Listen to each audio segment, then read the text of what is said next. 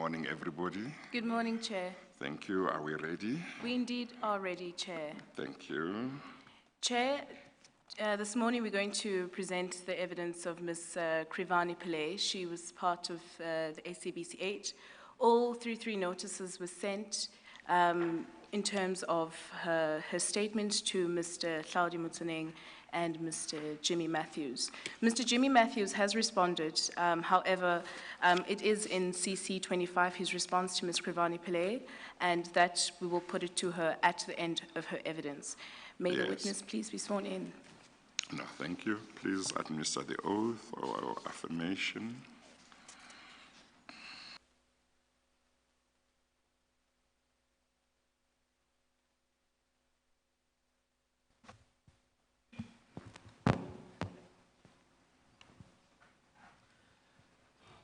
Please state your full names for the record. Krivani Pillay. Do you have any objection with making the prescribed affirmation? No. Do you solemnly affirm that the evidence you will give shall be the truth, the whole truth, and nothing but the truth? If so, please raise your right hand and say, I truly affirm. I truly affirm.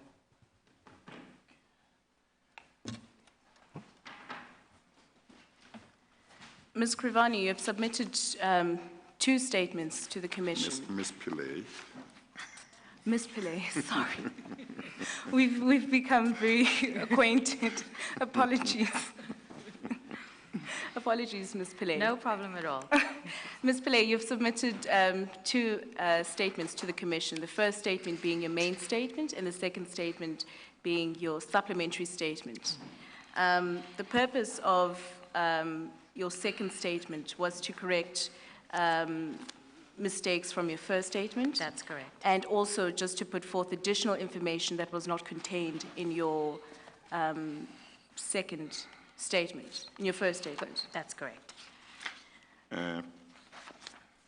Ms. Pillay, is your first name spelled with an I after R? That's or with correct, an E? Chair. An I? It's an I, Krivani. Yes. I think that the people who prepare these bundles, you have to check. Remember, was it yesterday? Not yesterday, the day before yesterday, that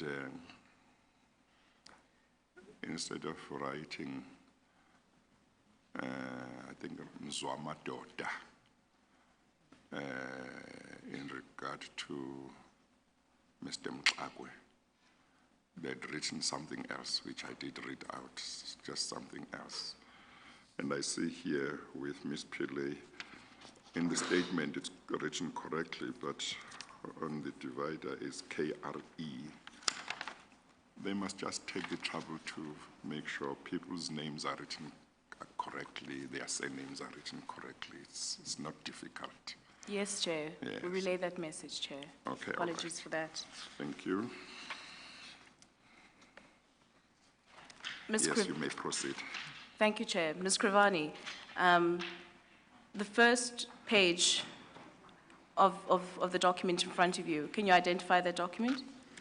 This is the statement that I provided to the Commission. Your main statement. My main statement. And if you turn on page 8 of that same document, Yes, is that your signature? that's correct. And when did you sign this statement? On the 13th of August. And if we go to your second supplementary statement, that would be on page 23. Yes. And if we turn over to page 24, is that your signature on that statement? That's correct. And can you just identify the corrections? I'm sorry, what page is the supplementary? It's on page 23, Chair. 20. 23, 23. Well, I've just seen what they wrote in regard to Mr. Mxakwe, which I talked about. They wrote Mzwamadod instead of Mzwamadoda. So, okay, yes. Ms. Pillay, can you just identify the corrections that you wanted to amend on your main statement? The correction was the chronological order, just to get the date of the time of events, which was paragraphs 10 and 11 in my original statement. And in my supplementary, I added the letter that my colleagues Busisiwe Ntuli and Jacques Steenkamp had sent to Mr. Motsoeneng and the news executives. And other than that, though, and other than those corrections and additions, are you satisfied with both your main and supplementary statement? Yes. Sorry, one more thing is in paragraph 20 of my main statement, I mentioned that I received an email saying that there would be no analysis of President Zuma's State of the Nation address. The correction, it was not an email, it was a verbal instruction.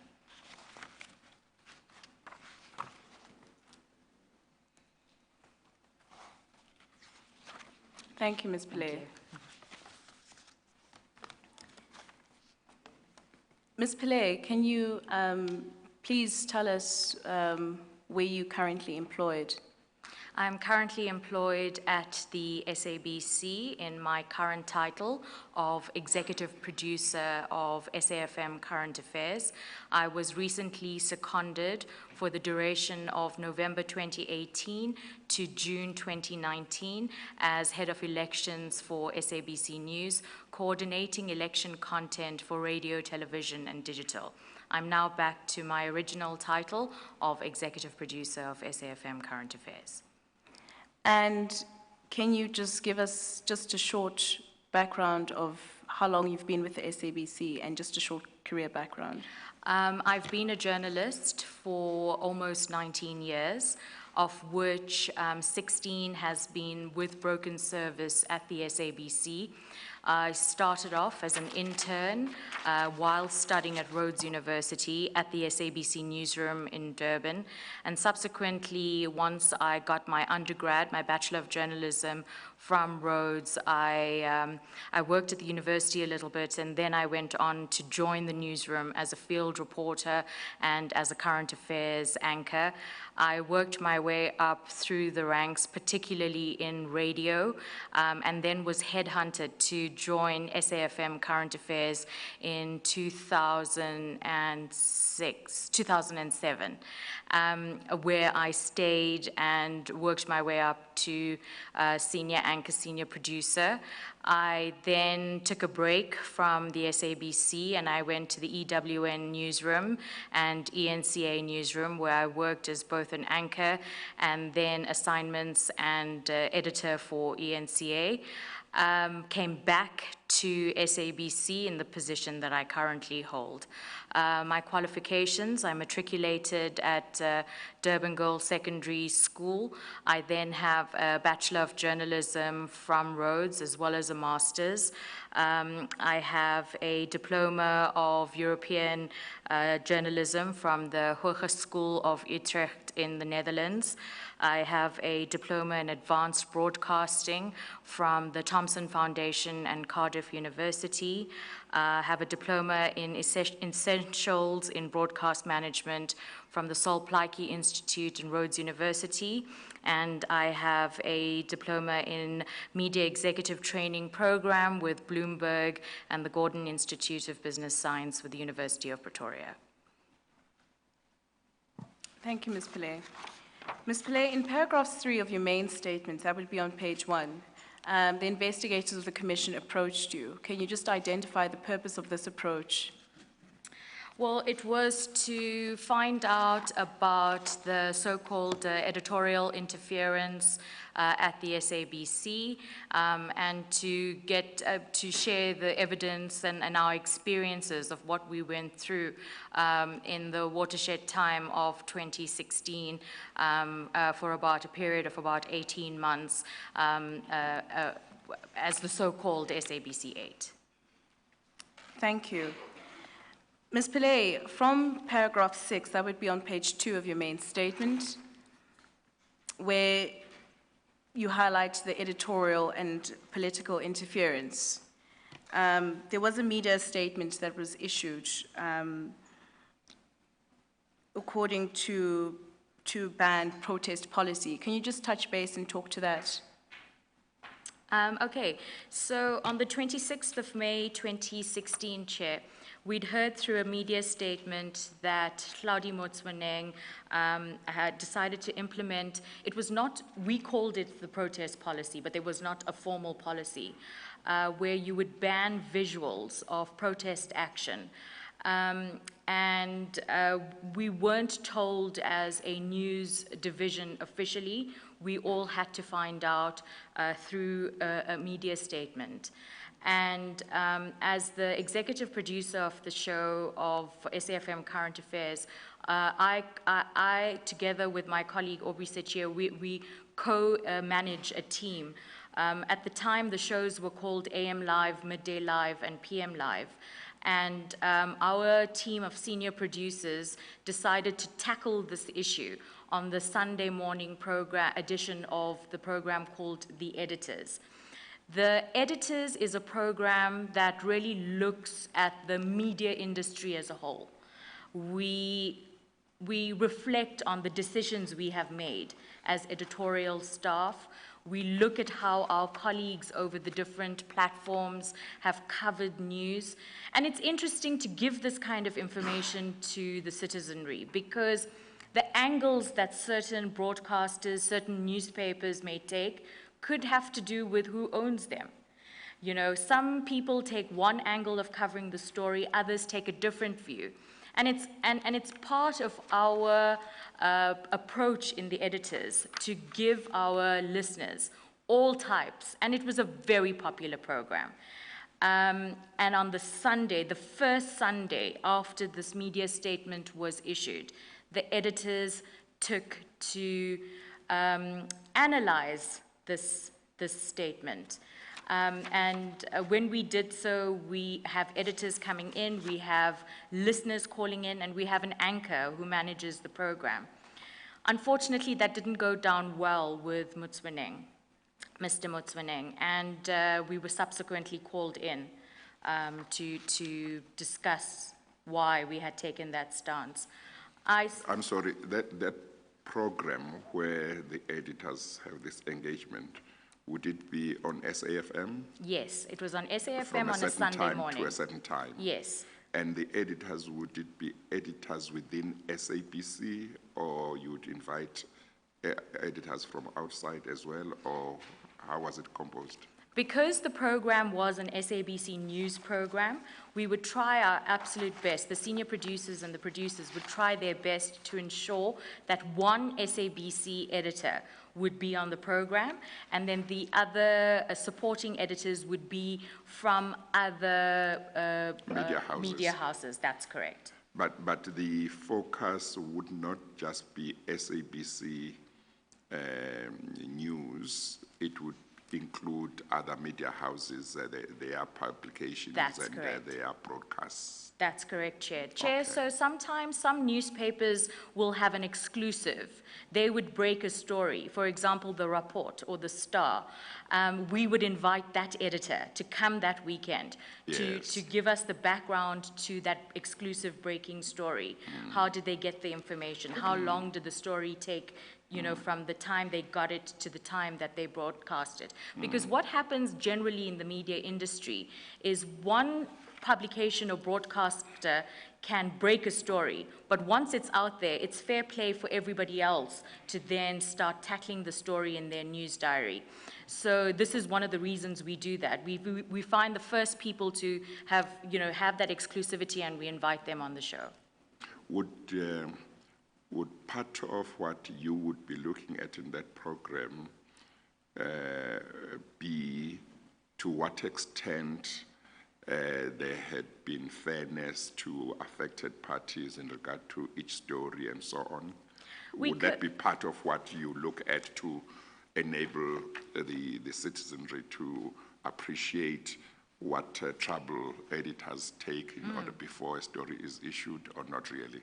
No, you're absolutely right, Chair. We would discuss that. For example, I remember when I was sitting in as an anchor for that show, we did a program where there was a bloodied picture on the front page of the newspaper, and we discussed the merits of publishing such a picture because, you know, it's free for all, and children are actually also having a look at that, because in broadcasting, you have watershed times, and you can protect children from some content. But for example, so I remember on that particular day, so that would be some of the discussions we have. Did that particular newspaper make the right decision in putting such a bloodied picture on their front page? Those are the kind of editorial discussions that takes place. So then within the context of the policy that had just been issued, the media statement relating to the policy about protest pictures, that came in regard to asking the question, is it appropriate, is it right for the media not to show protest action? That would be the angle. That was precisely the angle, Yes. Chair. Okay, Yeah. thank you. Thank you, Ms. Krivani. Ms. Pillay. You can call me Ms. Krivani. No, please stick to Ms. Pillay. Then during the tea break, you can you can revert to Krivani. Yes. Ms. Pillay, you talk about a meeting where you were summoned. You were summoned with Mr. Kricha, is that correct? That's correct. What was the purpose for being summoned to Mr. Motsoeneng's office? The purpose of that was, it was about 48 hours after the Sunday program. So Mr. Motsoeneng was aggrieved that the program criticized his decision because callers that had come in on the program wondered the merits of such a decision. At the SABC and for a public broadcaster, it is rather bizarre when you're supposed to be giving a plurality of views and different perspectives on a story, for someone to issue a directive to say we are now banning these pictures. We are supposed to give, and we are duty bound, to give the South African public all access to the South African news and, you know, in all its manner and form, so that they can shape their own opinions of the information we are disseminating. By effectively making such a directive, you are choosing then to decide to edit what the audience, what your viewer, what your listener, what your reader is then going to view. You are making that decision. So this is the kind of criticism that went on that show on Sunday. And we were then called to his office on the Tuesday to discuss Sunday's program. And who else was in attendance at this meeting? You've highlighted that on paragraph 9 on page 3 of your main statement. It was Mr. Motsoeneng. It was Jimmy Matthews, at the time he was the acting group chief executive officer. It was the acting GE of news, Mr. Simon Tebele. It was Anton Heernes. Anton Heernes was introduced to us as Mr. Motsoeneng's advisor. It was the GM of Radio News, Ms. Sibolelo Ditlakanyane, SABC spokesperson, Mr. Kaiser Khanyaho, and then Mr. Kricha Futa and myself. And in this meeting, you state that the meetings were recorded and everybody was aware that this meeting was recorded. This is actually the amendment that I made to my supplementary. So the point 11, Chair, point 10 and 11 of this was actually the recording of a news workshop, not the recording of this meeting. That was the correction that I made in my supplementary. Okay. Thank you, Ms. Pillay. In paragraph 12 of page 3 of your statement, you've highlighted what Mr. Motsoeneng had said in that particular meeting. Could you just read it out for the record? We are cleaning up the organization. People are doing their own stuff. There are many journalists outside that want to work for the SABC. The environment outside is bad. No person within the SABC is independent. The SABC is independent. This is the new SABC. You must adapt or find a job somewhere else. Editors Forum must go. It's advertising for rival newspapers. And then he added, if people do not dare get rid of them, we cannot have people who question management, and this is the last time we will have a meeting of this kind. And Ms. Pillay, I've noted that this is in quotations. Was this word for word of what he had said? Did you take notes of it? How was it? Were you able to put this in your statement, because it's in quotation marks? So to be quite honest with you, Chair, this statement caught me off by guard because I was just in shock that I was actually listening to these kind of statements. So this particular statement I had only in shorthand, but Futa Kricha had made very detailed notes. So when we had done the meeting, Futa had typed out his notes, and I compared to my notes, and this was verbatim. Okay. So there are some parts where I've also got it verbatim. Yeah. Thank you, Ms. Pillay. And just to jump off to paragraph 13, Yeah. it continues onto page 4 of your statement.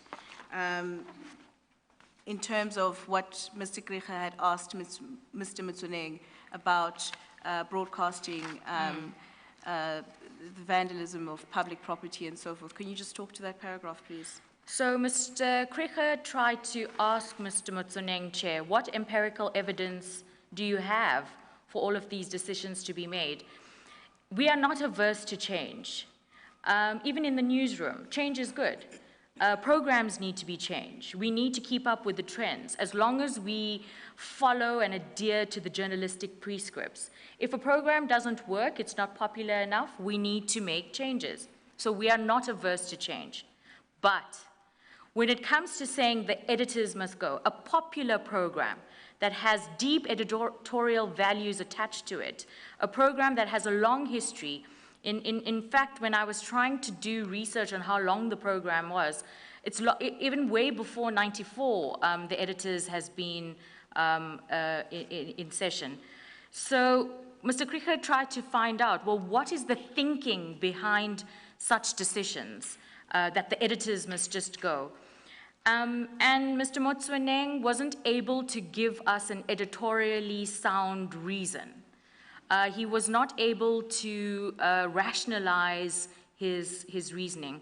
He basically just said we must defend the organization, no journalist is independent, the COO has final responsibility for news.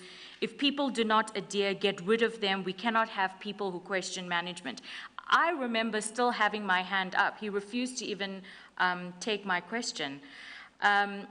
He was really upset. According to him, we had brought the SABC, or my program had brought the SABC into disrepute because we were discussing a decision he sanctioned. We were discussing a decision he made. But we have to be introspective. We have to be reflective as a newsroom and as an organization. And it was a matter that affects the public. Absolutely. I mean, we're not here for our own personal welfare. We're here for country duty, and we're here for public service. And he didn't seem to get that. So the reference to Editors Forum was a reference to your program. That's what it was called. Yes. And he made, when he said that newspapers must go, Chair, he was making reference to two parts of the newspapers. On a Monday to Friday, a program called AM Live, hosted by Sakina Kamwendo, had a newspapers slot where she would review the headlines of the newspapers. We wouldn't go through the newspaper page by page, but we would look at the general headlines of the day. And then the editors would also have a few minutes, about 3 minutes, where we look at the Sunday papers. And it is common practice. It's age-old tradition. It's done on international broadcasters as well. One of the reasons we do this, there's two reasons we do this. Some newspapers are not national. They're only available in certain parts of the country. It's important for listeners and viewers to know what's happening around the country. That's number one. Number two, it's also important to see what angle the SABC has taken and what angle Times Live has taken, or what angle the SABC has taken and what angle the Citizen has taken, for example. It's to give that kind of varying coverage, plurality of views and perspectives. I mean, this really is what the Editors is all about. Well, I happen to know that in one of the TV channels that shows what's happening in England, they have those discussions like that. I think, particularly, I think Saturday evening BBC. for the Sunday ones. Yes. You know, preview and look at different newspapers, and I think within the country there are other people who do the same. Yeah, Yeah. it's common industry practice. Yeah. Yes, but he didn't like that either. Well, I don't think I don't think he had an issue with the program at all itself. It was just because this Sunday catapulted him to the top of the agenda. His decision was criticized. His decision was then being debated and disputed on the show. And this must have got his attention. But because of that, he was now saying the program must go. The program must go. Because that's what you say here. Okay. And the newspapers must go as well. So the newspapers on the AM Live portion of the morning and the newspapers on the Editors program. Yes. Okay. Ms. Pillay, you've just stated in paragraph 13 what Mr. Motsoeneng had said. Just in the second line, the COO has the final responsibility for news. Was this the first time that you have heard that the COO has the final responsibility for news, or was this a norm? This was the first time that I had heard from him that the final responsibility of news, because I had only come back to the SABC. Sorry, Chair. Yes, you must look at me more than... Sorry, Chair. Chair, this was the first time that I'd heard that, because I'd only just recently returned to the SABC. It was a couple of months prior to that. So when I'd heard that, I thought maybe he made a mistake. But then Jimmy Matthews was sitting, right next to him, and he didn't correct him. And that's when I'd also heard subsequently, no, but this is the angle in which he's moving toward. He's apparently made changes that, that the editor-in-chief is now the COO and not the CEO. Ms. Pillay, and in paragraph 15 of your statement, you talk about the cancellation of the editors. What was the aftermath and consequence of the removal of this show? It was awful. Chair? So the program was actually moved? It was cancelled. It was cancelled immediately. It was the lowest point of my career because it was left up to me to have to go to my colleagues, my senior producers and producers, and let them know what had just transpired in the meeting. I felt embarrassed. I felt like I let the team down. I did try my best to garner reasoning from Mr. Motsoeneng that I can take back to my team. He wouldn't listen to he wouldn't even entertain my questions at that meeting. And I was basically told, you have no choice in the matter, and if you don't do it, my job was threatened. I subsequently came back to the office, and we made the announcement to the team. It didn't sit well with me at all. I had sleepless nights afterwards, because when I was a student at Rhodes University, SAFM was the program, it was the pinnacle program that a journalist worked toward. And the fact that I was now sitting in a position that I had aspired to be sitting in, and a program of this caliber was removed under my watch, I really felt that I let down my team. and I let down listeners, and I took it quite personally. My colleague Busisiwe Ntuli then, after hearing about what happened, Thandeka and Busi had come to my office, and Busi basically said, "What are you going to do about it?" And I said, I can't be quiet anymore, because this has gone too far.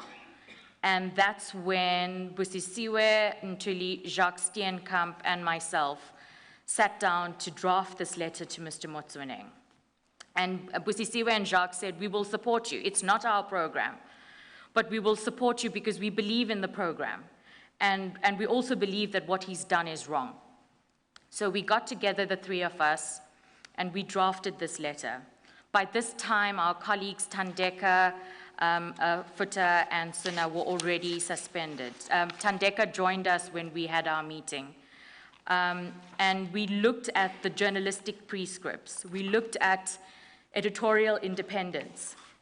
And we drafted a letter, and we asked Mr. Motsoeneng, "We just want you to tell us, guide us as to your thinking as to why these programs in the newspapers are cancelled. Tell us why you are suspending colleagues who are just debating." And we sent that letter off. And I only felt better once that letter was sent. So we sent off that letter, but the senior producers, I had asked them to keep all the emails. And Chair, every day, without fail, every day we were getting emails. I still have them stored on my laptop. The senior producers were collecting disgruntled emails from listeners who have been listening for years, and listeners who are in rural areas. Remember, radio is a very powerful tool. There's only a few people that are on social media, but radio is accessible to everyone. And they were very upset, and they wanted the program to come back. And quite a few listeners, including one, Anita Yonker, a lecturer at a university, she went straight to the BCCSA. And the rest of the listeners came to us, and we still forwarded those emails to Mr. Motsoeneng, but nobody was willing to listen. Can I take you back? I should have asked you earlier. When the media statement that told the public about what you later termed the protest policy, you said that you only got to know about it from the media. Was it usual at SABC that if there was to be a new policy on something, or if there was to be a change of policy on something, there would be no consultation, prior consultations with all those who may be affected by it? Yes and no, Chair. Sometimes there is consultation and sometimes there isn't.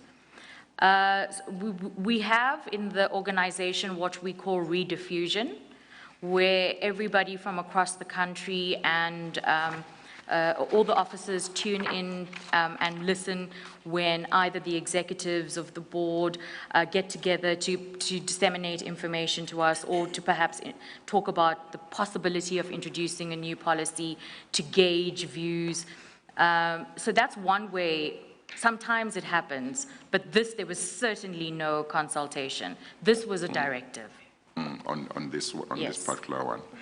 And the issue that the final responsibility for news now lay with him, and I think you have said and other witnesses said that the norm was that the editor-in-chief would be the group CEO.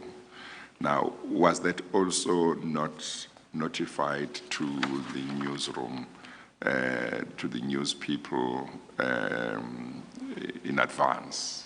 I stand to be corrected, Chair. Yes. In my recollection, I was not notified via Yes. email or via rediffusion or Yes. anything.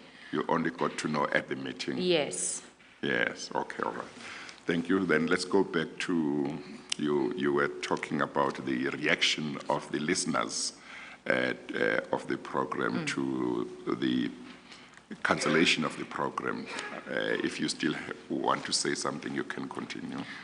Chair, I also, I received a lot of hate mail on social media, which some of it is still there, where people thought that I made the decision to cancel the editors because I am the executive producer of the show. It was very hard for me to have to go through that because it was not of my doing, but I was not going to undertake a discussion with listeners on social media.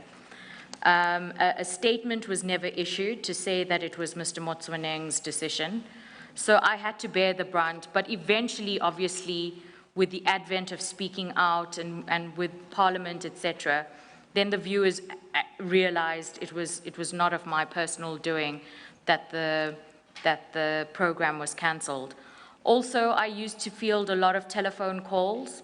My office number was circulated, and I would sit on the phone with listeners, and they were very upset. Yeah, and that's the extent of the disgruntled nature of our listeners, and it was very sad because this is effectively the people we have to serve.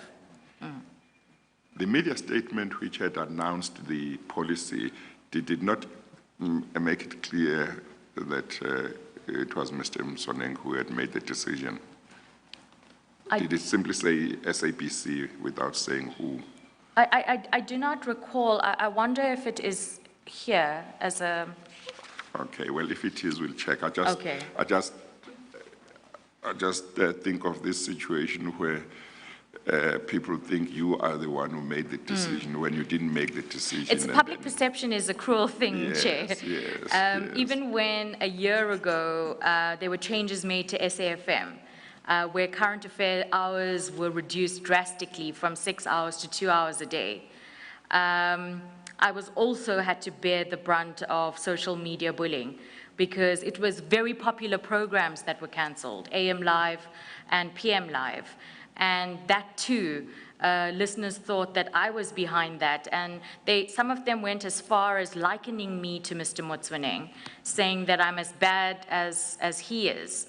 And again, I kept quiet. I blocked people who were bullying me on social media, but I never engaged. I just didn't engage with the public on social media. Thank you. Thank you. The media statement, we currently do not have it, but during the tea break, we can attempt to source the chair. That's fine. Ms. Pillay, just to stay just on top of your evidence, you mentioned a letter that was sent. That is attached on your supplementary statement. That's on page 25, Chair. Actually, earlier on, I thought I had found the supplementary statement, but I discovered that I had not. Now I've found it.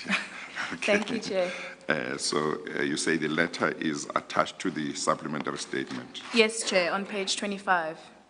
Okay. Yes, thank you. Ms. Pillay, is this the letter that was sent to Mr. Motsoeneng after the canning of the editors? That's correct. Chair, this letter is quite lengthy, but I find it very critical that Ms. Pillay does read it into record. Yes, well, she can do one of two things. One, if she is able to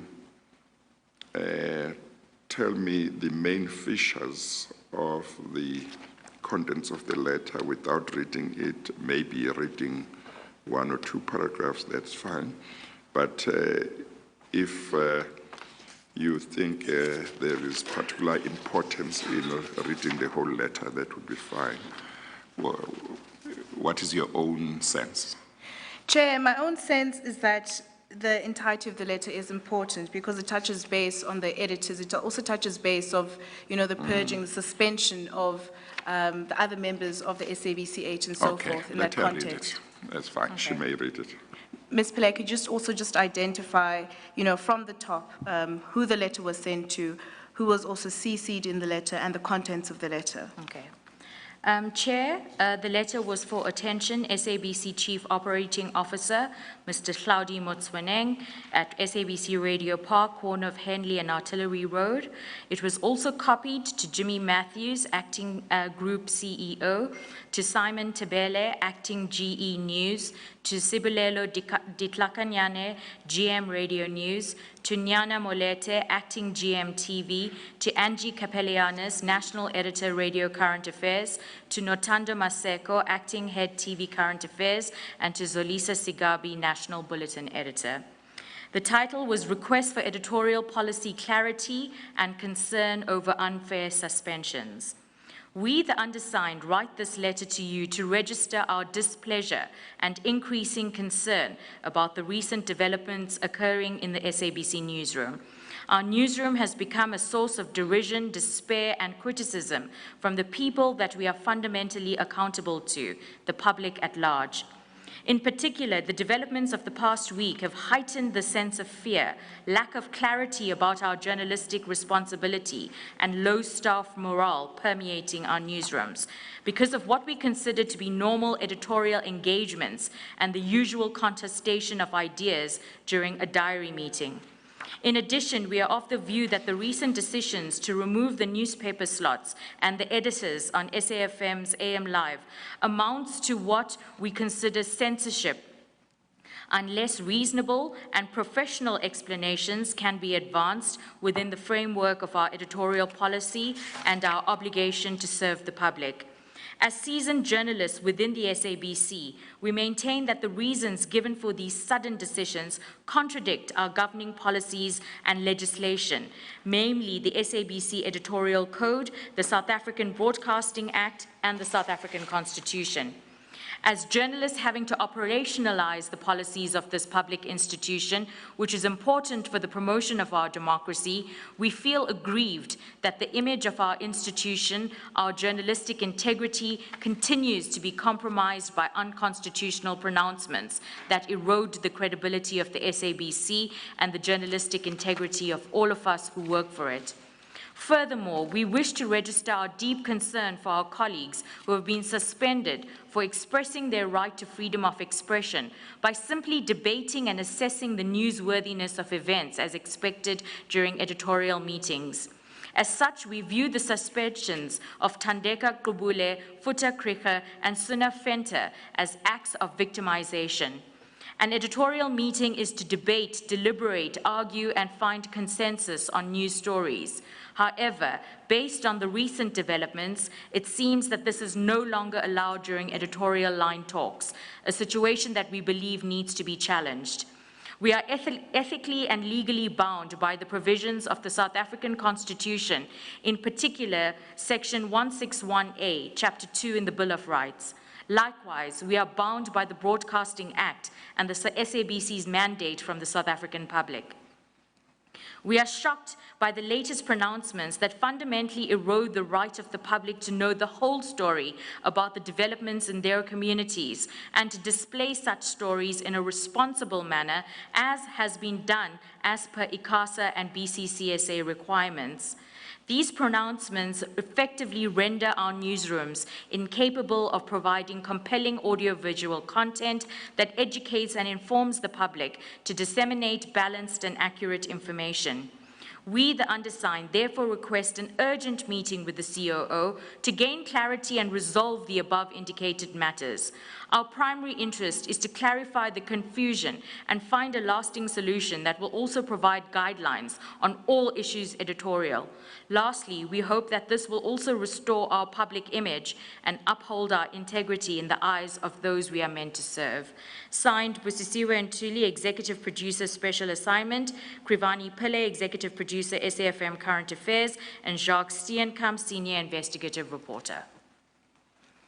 Thank you, Ms. Pillay. Did you ever receive a response or, a meeting with the then CEO, Mr. Motsoeneng? No, Chair, I didn't. I take it that that reference to Section 161A, Chapter 2 in the Bill of Rights may have been a typo because you must have been referring to section 16. Yes. Subsection 1. Yes. A, which deals with freedom of expression and so on. That's correct, Yes, Chair. okay, no, that's fine. Thank you, Chair.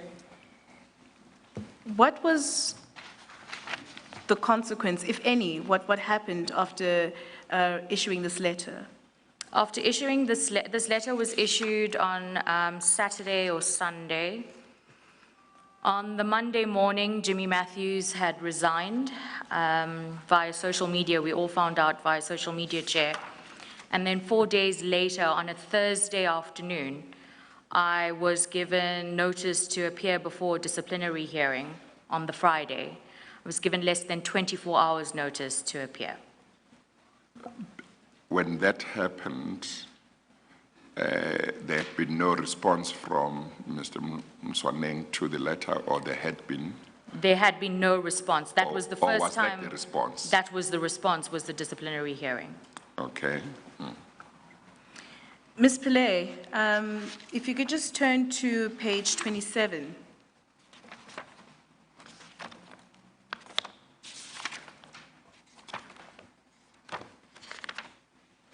It's just after the letter. Yes. Is this the letter you're speaking about, the response that you received for you to go to a disciplinary hearing? Can you just talk to this letter? So this is the letter I received after the disciplinary hearing. There's one letter missing, which is the first one, which we'll try and get to you. Sorry, Chair. Sorry. Yes. The one letter is the invite to the disciplinary hearing. Yes. Which was a Thursday afternoon to be there for a disciplinary hearing on a Friday morning. I had not been unionized at that time, and my colleagues quickly rallied around me to basically sign union membership forms. The first union I called was CWU. I was told that a shop steward would come and meet me. The shop steward came and basically wasted my time because I subsequently found out that CWU had no intention to represent me. I called BMAU. I was not a member of BMAU, but BMAU already had another disciplinary hearing that their shop steward was attending the next day. I effectively had no assistance. I waited till 7 o'clock for CWU to return to my office to assist me in preparing for this disciplinary hearing. Nobody arrived. I then looked out of the SABC. A friend of mine is a lawyer by profession. She then arrived at my home, and upon one look at the notice for DC, laughed it off, saying it was less than 24 hours to appear before a DC. That in itself is against labor laws. But she did nevertheless help me prep. I got to the DC on Friday morning, and Before we get to the DC, what was the charge that the letter that called you to a disciplinary inquiry told you were going to face, or charges? they said that we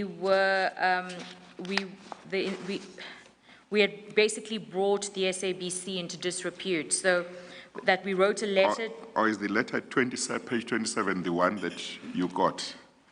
Or does it reflect the charges? So this is similar to the charges that were in the first letter. Oh, okay. Yeah, so that's okay. why I'm trying to recall, I beg your pardon, Chair, Yes. what was in that first one, which Yes. I will ensure that I get to the evidence Yes, leaders. but you say the These are charges pretty referred much- to here are basically the same. That's correct, Chair. Yes, okay. Let's hear what the charges are before we get to the actual hearing. Maybe she can read. Yes, Ms. Pillay, can you just read the charges? Or just say what the charges are. You are hereby notified in terms of Schedule 8 of the Labor Relations Act, number 66 of 95, that allegations have been received that you are continuing to commit further acts of misconduct after receiving your letter informing you of your disciplinary hearing. So these were additional to the first disciplinary ones. letter, Chair. So the fact that we were speaking to the media, so you wrote and signed a letter to the SABC COO raising concerns in relation to the instruction given by him and leaked it to the media platforms, thereby displaying disrespect and persistence in your refusal to comply with an instruction pertaining to the editorial policy of the SABC, as well as the directive not to broadcast visuals, audio of the destruction of property during protest action. Since the policies and personnel... I'm sorry, before that, am I right to think that paragraph 1.1, which you have just read, seems to suggest that even raising concerns with this COO was a problem? That's correct, Chair. And that's also how can that be a problem when somebody raises concerns with you about issues at work? This is the kind of environment we worked in at that time, Chair. Nothing made sense, really. The directives that were issued out, just nothing made sense. I want to say it was the ramblings of a madman, so, you know, to edit it, but really nothing made sense, just us inquiring about it. And it was a very diplomatic letter in my opinion that we had sent out.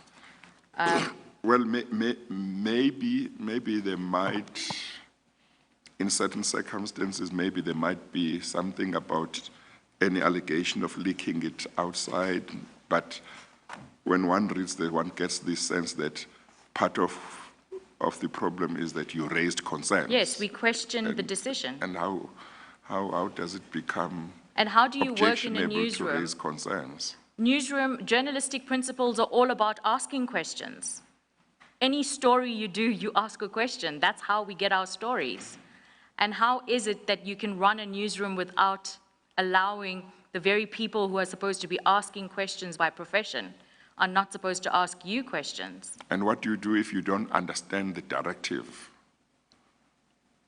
Well, we without wouldn't raising know, concerns? because we were never afforded the audience or the response to our letter. Yeah.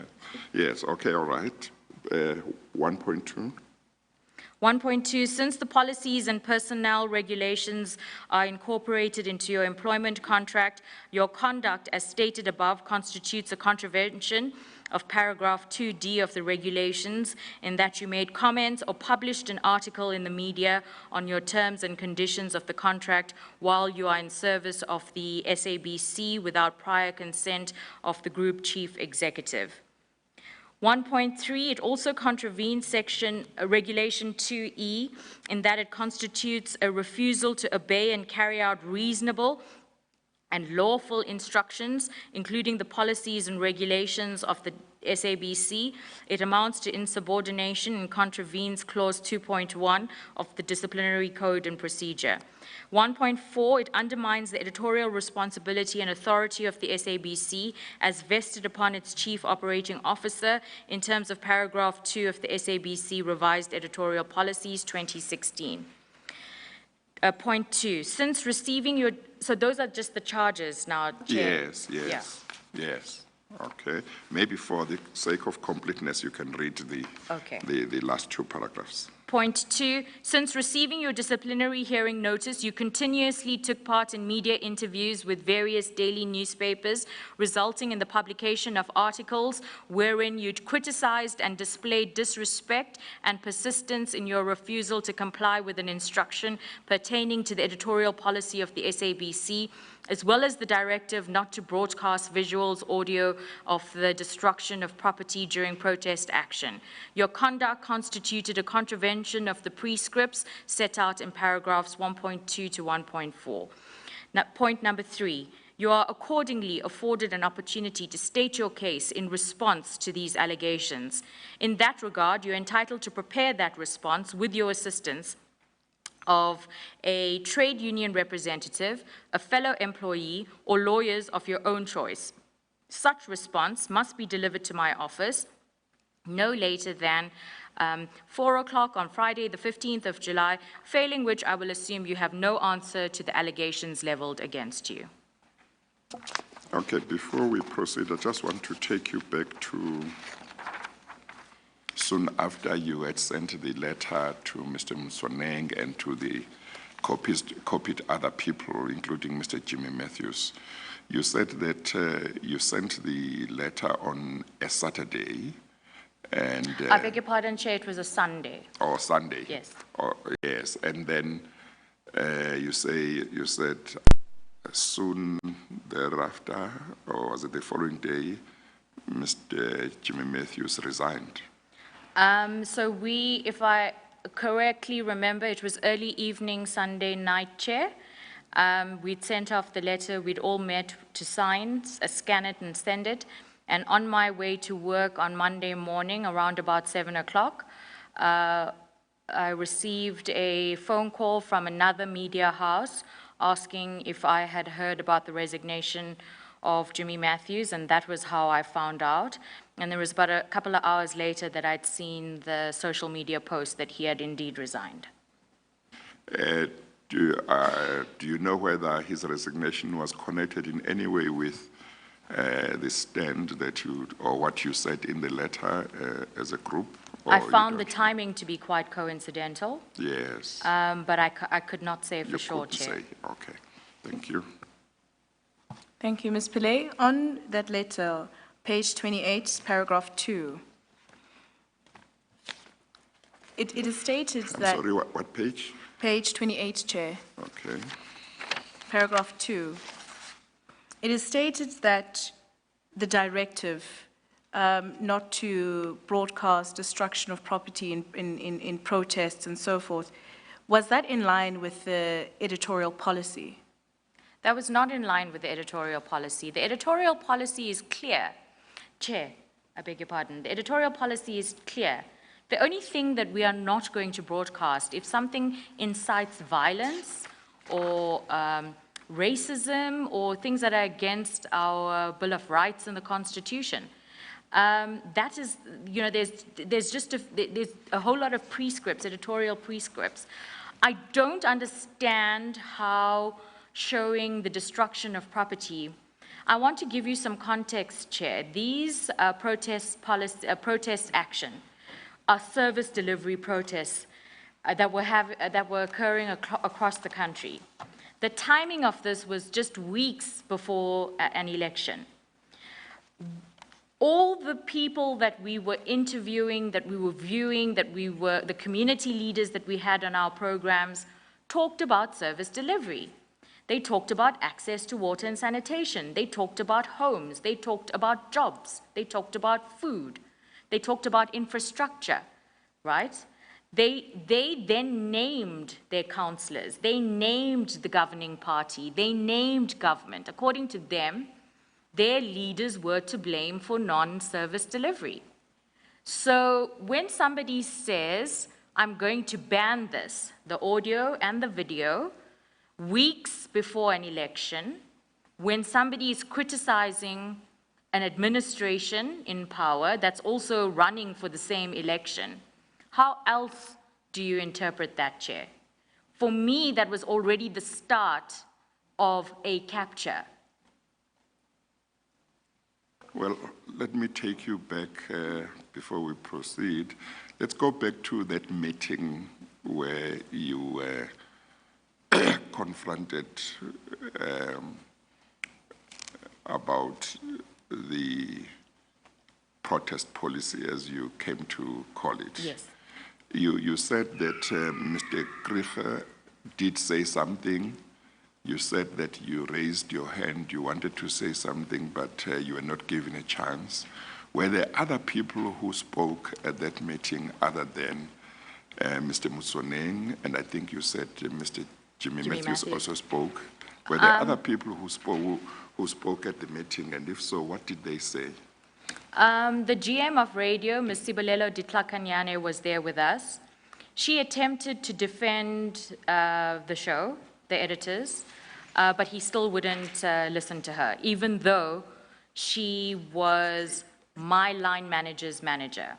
So, very senior person, but he wouldn't, you know, he wouldn't even let her finish her sentence, as senior as she was.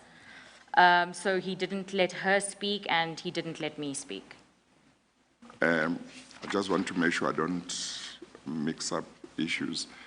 There's only one meeting, I think, that we have talked about so far. Did it discuss both the issue of the program, the Editors Forum and newspapers, and the protest policy, or was there no meeting at which the protest policy was discussed? This was the one and only meeting I had with Mr. Motsoeneng, Chair, in Yes. which he discussed the editors and the newspapers with my programs, and because those programs were talking about the protest policy. Also, the protest policy Was the content, discussed yes, because of on that. those Okay, programs. okay, so I got it right. Okay, so only those people spoke Yes, at that meeting. yes. And Mr. Krieger spoke.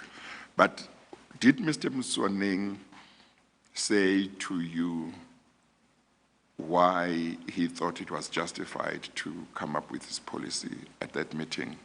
There was no justification, Chair. He said he was in charge. To Yes. paraphrase, Chair, these are not the exact words. It was basically my decision goes. Yes, yes, yes. Okay, no, thank you. And I think when I interrupted you, we were about to talk about the disciplinary hearing. And because I wanted to know what the charges were, we went to a letter that seems to have been a later letter. Is that right? Yes, Chair. Yes, so I just want to make sure we don't end up skipping the disciplinary hearing, what happened to it. Yes. Ms. Pillay, you stated, just for clarity purposes, because we have dealt with this subsequent letter you received after the first letter. Yes. You said you received less than 24 hours to appear at the disciplinary hearing. You received it on Thursday. Friday was supposed to be your DC.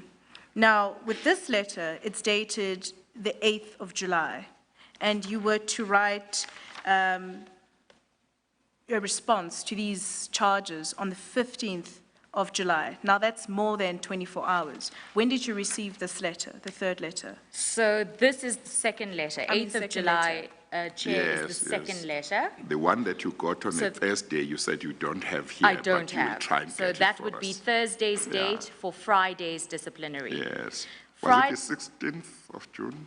I thought I saw some date where that Thursday. No, it couldn't have been the 16th of June, Chair. It would have been end June, early July.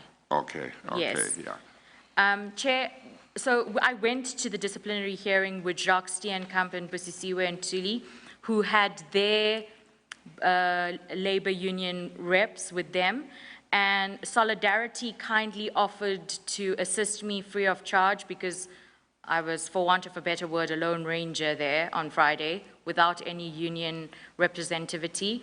And Solidarity had told me that they would represent me pro bono and sit with me in the DC. That DC started, and because of the argument that we And had... who was chairing it? Chair, I can't remember, but it was a gentleman that was flown in from, I think, Free State Province, Okay. flown in specifically to chair this Hearing. DC. Okay. And so into it, the union representatives argued why the DC could not go ahead, and the... I'm sorry. This DC, you have mentioned a number of other colleagues of yours that came with you, but that DC was for you only, or where there were a number of you facing charges in the same disciplinary hearing? The three of us who wrote the letter to Mr. Motsoeneng et al. So it was a joint It disciplinary was a hearing? joint disciplinary Okay, hearing okay, for the three all of right. us. Yes, Chair. okay. You may continue. Thank you, Chair. And when they argued that this DC could not go ahead for various reasons, it was then adjourned. But it was never rescheduled. The rescheduling was the 8th of July, Chair, this letter. You got this letter, We yes. got this letter to then provide a written response Yes, okay. by the 15th of July. And then Yes. in this letter, they added more because they felt, because of the media interviews. Yes, And you were all of that. continuing. Exactly. So there was more charges here. And then our lawyers subsequently responded to that letter, meeting the deadline of 4 o'clock on the 15th of July. But unfortunately, they didn't find our responses good enough, and we were subsequently fired on the 18th of July.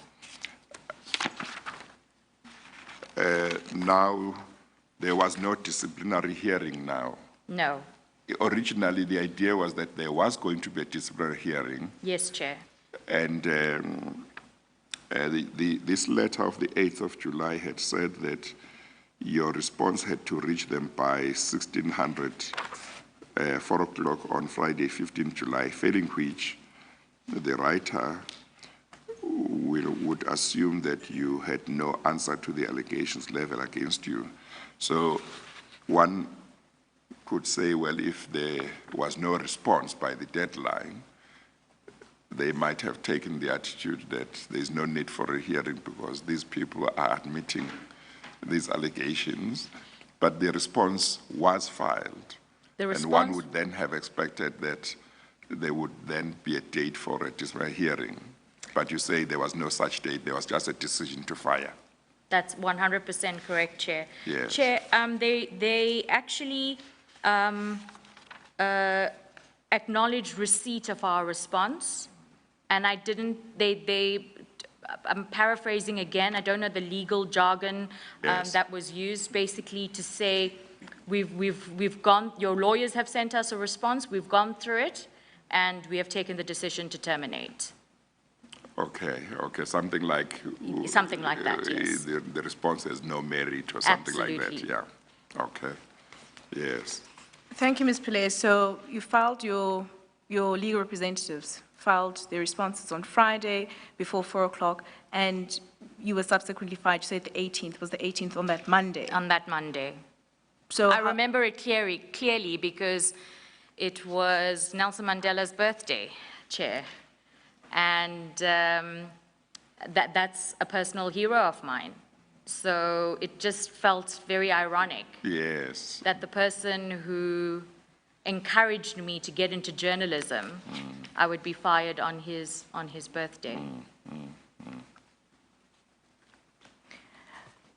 Ms. Pillay, on paragraph 18, let's go back to the statement on page 5.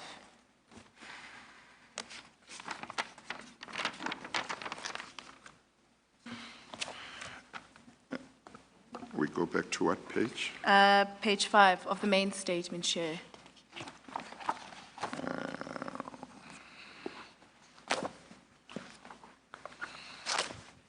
That would be under folder 14, Chair.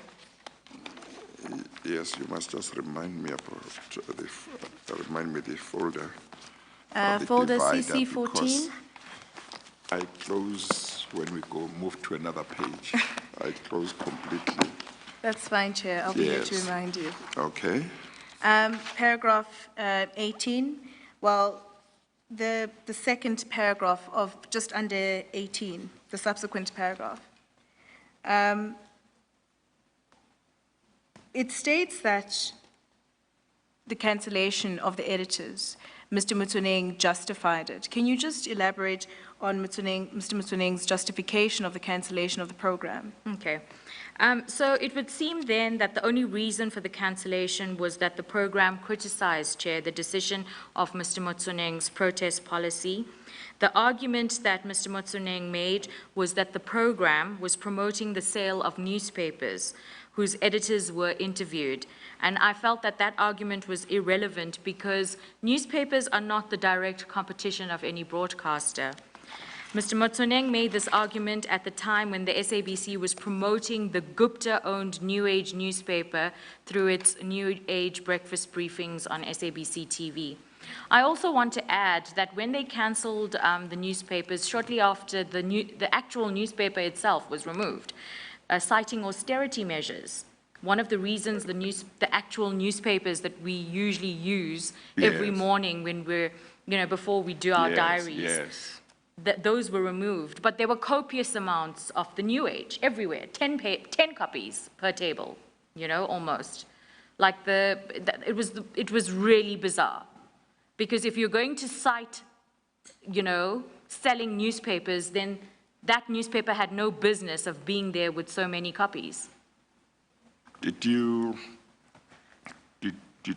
or people in the newsroom raise this to say, you have just said, you know, we're not going to have these newspapers anymore as part of austerity measures. How come we have, you know, stacks and stacks of the New Age? We didn't raise it formally, Chair. We did speak about it amongst ourselves, the producers, the senior producers. We even brought it to the attention of our line managers. And austerity was cited as one of the reasons for removing the main newspapers, the ones that we were used to getting every day.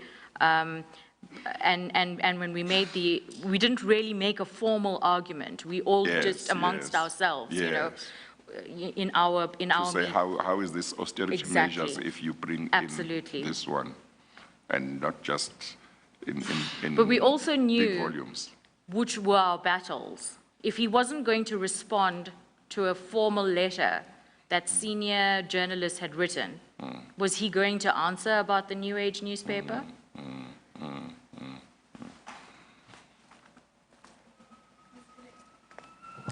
Ms. Pillay, you talk about the New Age newspapers being a stack of 10 per table and so forth. Well, the meeting table, not per desk. Yes, Sorry. Yes. Was the distribution of the New Age newspapers, was this a daily occurrence of these newspapers being brought in? Was it an astronomical amount? Was it, you know, a manageable amount that it's one newspaper per employee? Can you just talk to that? I can't really put my finger on the number, Chair.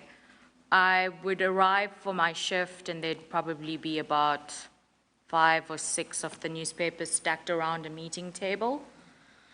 There would be 1 or 2 around other tables. But unfortunately, Chair, I'm so sorry, but I can't put my finger on the exact number that was there on a daily basis. I just know that there were many copies of the New Age available. By the time this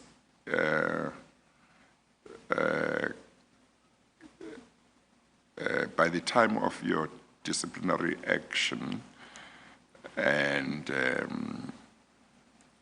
removal of other newspapers, do you have a recollection of about how long the New Age had been around in terms of being made available at SABC, being delivered in big numbers?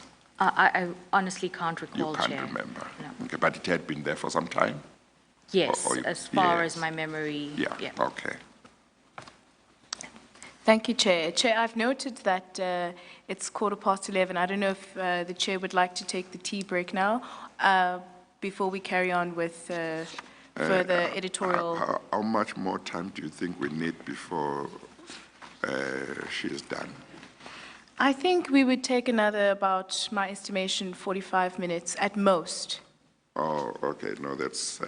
I was looking at her statement and I was thinking it's less than that, but that's fine. I think let's take the tea break. I think your watch and my watch are not giving us the exact time. Mine is still a few minutes before 15, but it's okay. There's no point in starting another question now.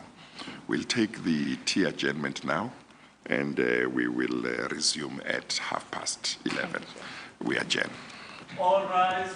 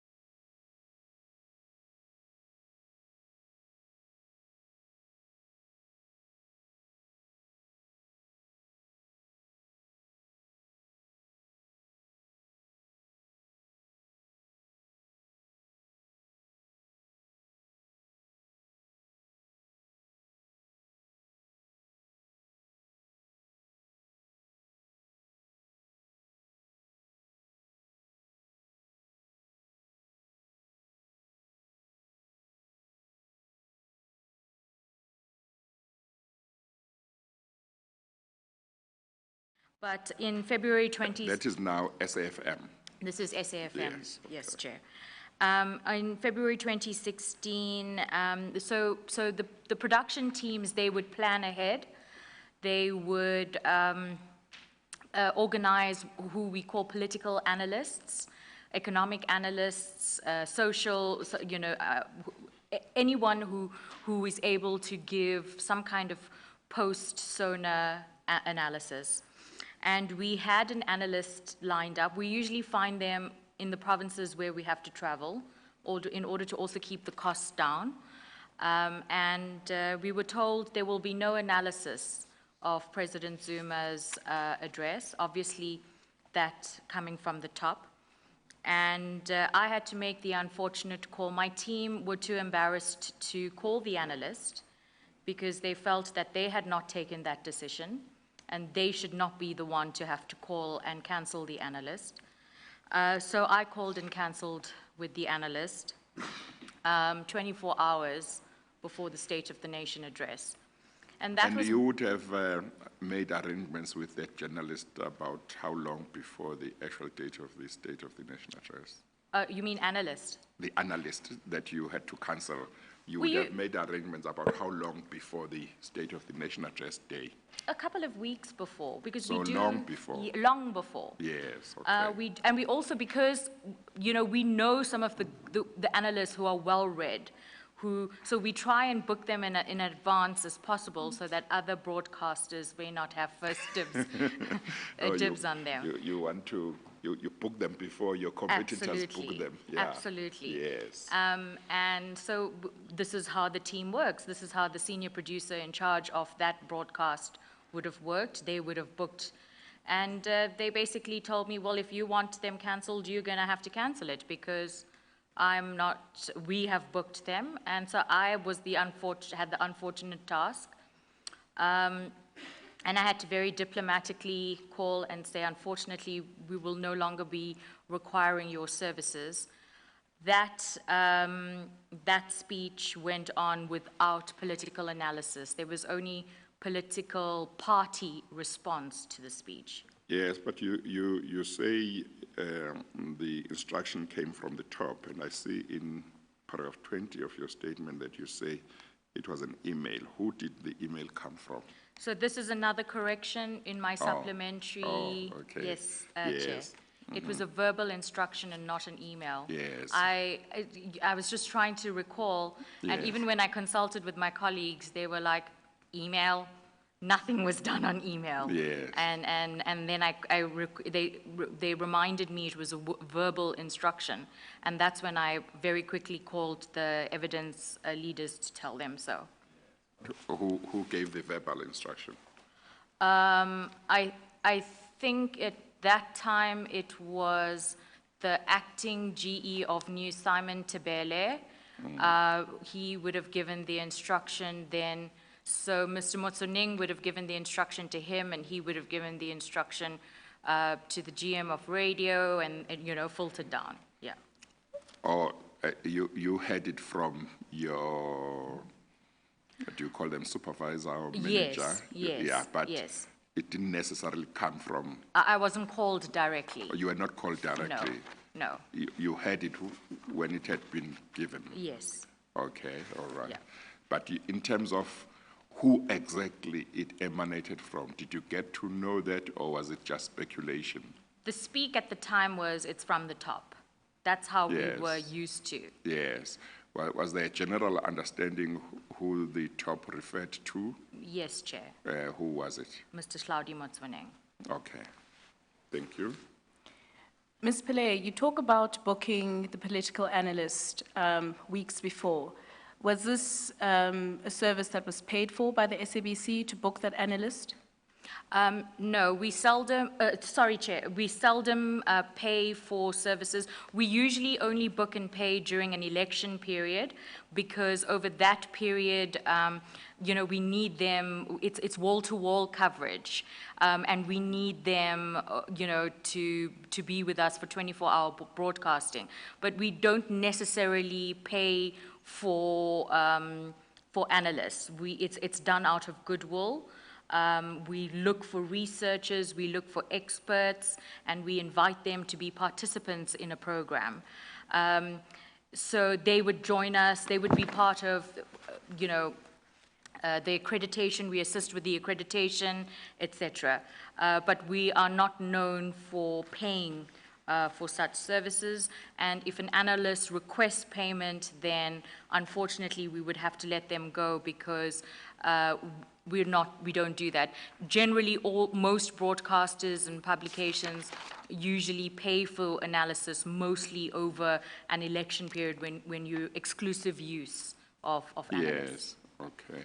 Let me just go back to this instruction that there would be no analysis of the state of the national address.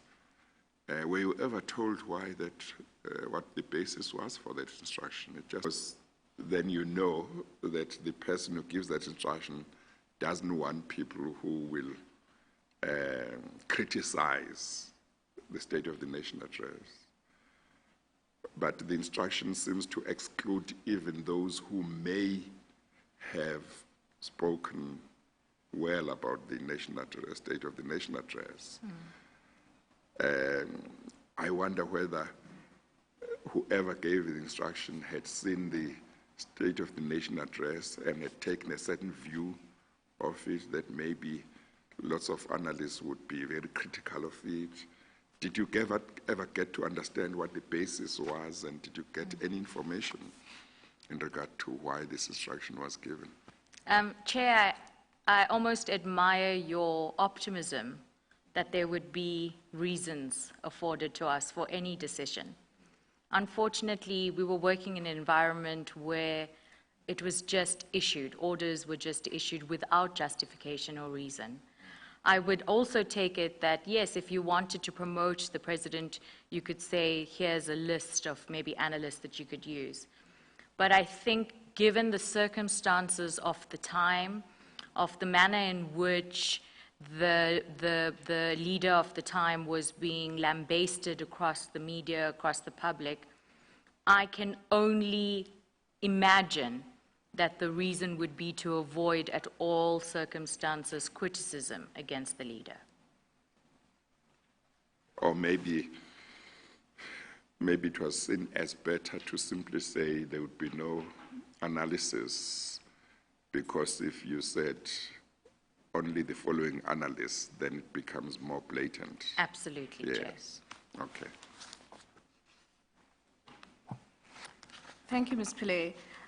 Apologies, just to backtrack a little bit, I think I've left this out, and it's very critical because Mr. Matthews has responded to paragraphs, particularly paragraphs 14 of your main statement on page 4.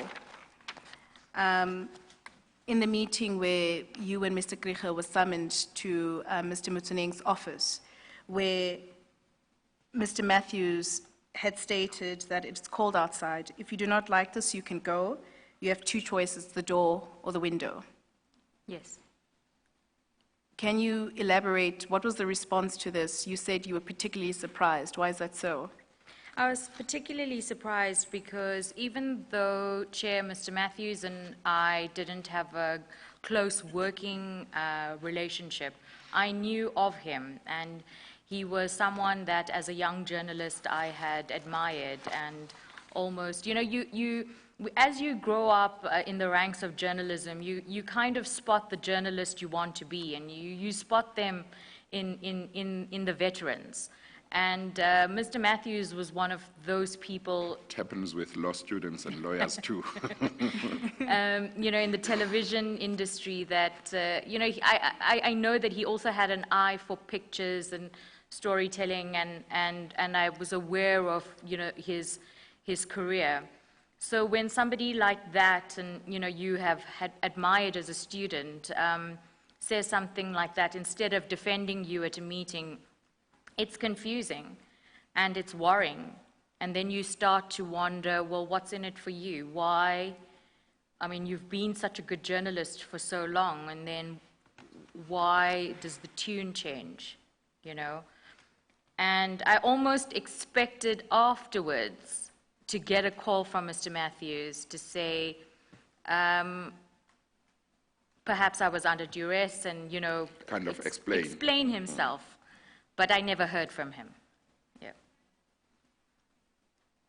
Yes, maybe you will deal with this. You will remember, Ms. Pillay, that earlier on I asked you whether you got to know whether his resignation was connected in any way with the letter that some of you had written. I think in his response to Mr. Griffith's statement, Mr. Jimmy Matthews, in his response to Mr. Griffith's statement, I think I read something along the lines that he said there were certain things that he had done of which he was not proud. I got the impression that he was saying his resignation may have been connected with him coming to the conclusion that he had done certain things that he shouldn't have done that were wrong, and that people might not have expected from him. That's the impression I got. It might be a wrong impression that I got, and that's part of the reason why I was asking whether you knew whether there was a connection, because your letter raised certain issues which may or may not have made him to reflect. Yeah. Okay. Thank you. Thank you, Chair. Mrs. Pillay, when this instruction was given not to have any political analyst and so forth, in paragraph 21, you state that you protested this instruction to the General Manager of Radio News. Who exactly was, at the time, the General Manager of Radio News? It was Sibelelo Ditlakanyane. And what was her response? I remember going to her office, and I brought this to her attention, and she said she tried to explain it to Mr. Motsoeneng why, sorry, Chair, why it wouldn't work, why this instruction wouldn't work, and basically he told her that she had no option, and we had no option. Ms. Pillay, what would have happened, hypothetically, if you had, said, no, I'm going to have this political analyst and so forth? What do you think the consequences would have been had you not followed the instruction? Chair, I think I would have been fired much earlier than I was.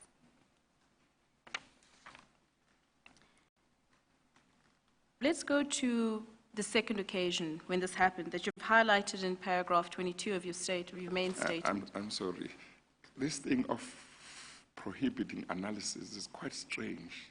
It's very strange, because Chair. Analysis means you look at all angles of a story and you ask why this, why not that, why that, and you comment where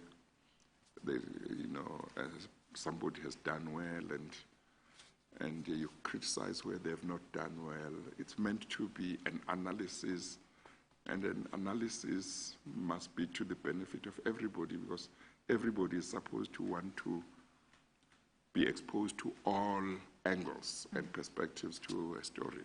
You hit the nail on the head, Chair. That's exactly what analysis is about. Ms. Pillay, just to pick up on that, what do you think the intention was to prohibit this analysis? What do you think the primary goal was?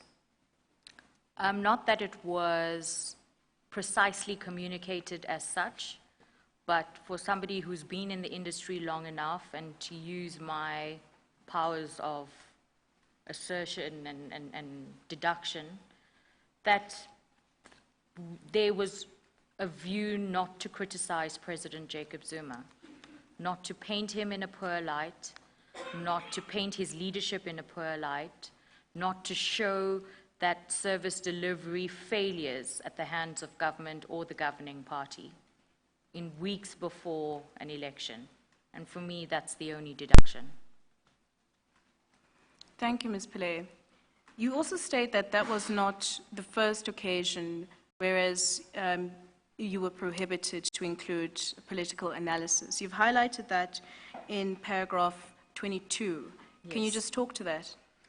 On the 23rd of August, Parliament's Portfolio Committee Chair, they met the SABC board. It was televised live. The board, by this time, there was a lot of upheaval about what was going on at the SABC because we had obviously publicly rebuked these decisions. And the board and some of the members of the executive called us disgruntled journalists. They went as far as calling us liars. And we were told there would be no analysis of that appearance before The portfolio committee. Yes. I take it that date, 23rd of August, is 23rd of August, 2016. That's correct, Chair. Okay. But, so this instruction was now coming from, Again, it was coming from the executives. Well, I guess all of them were coming from one or other executive. Okay, so this was another occasion. another one, from the top filtered down. Yes. Yeah. But now, were you told this time also why not? I once okay. again went to my line manager's chair, and Yes. one of the conversations we had, we wouldn't have analysis, but why don't we get communications experts or broadcast experts or media experts to come in? I was trying to circumvent this issue, move around it, find a commentator, an expert, a researcher, an You were academic. trying to make the best of a difficult Yes. situation. And it wasn't working. But I do remember conversations saying, yes, we could do that, but not a political analysis of it, which was a very fine line, between the two.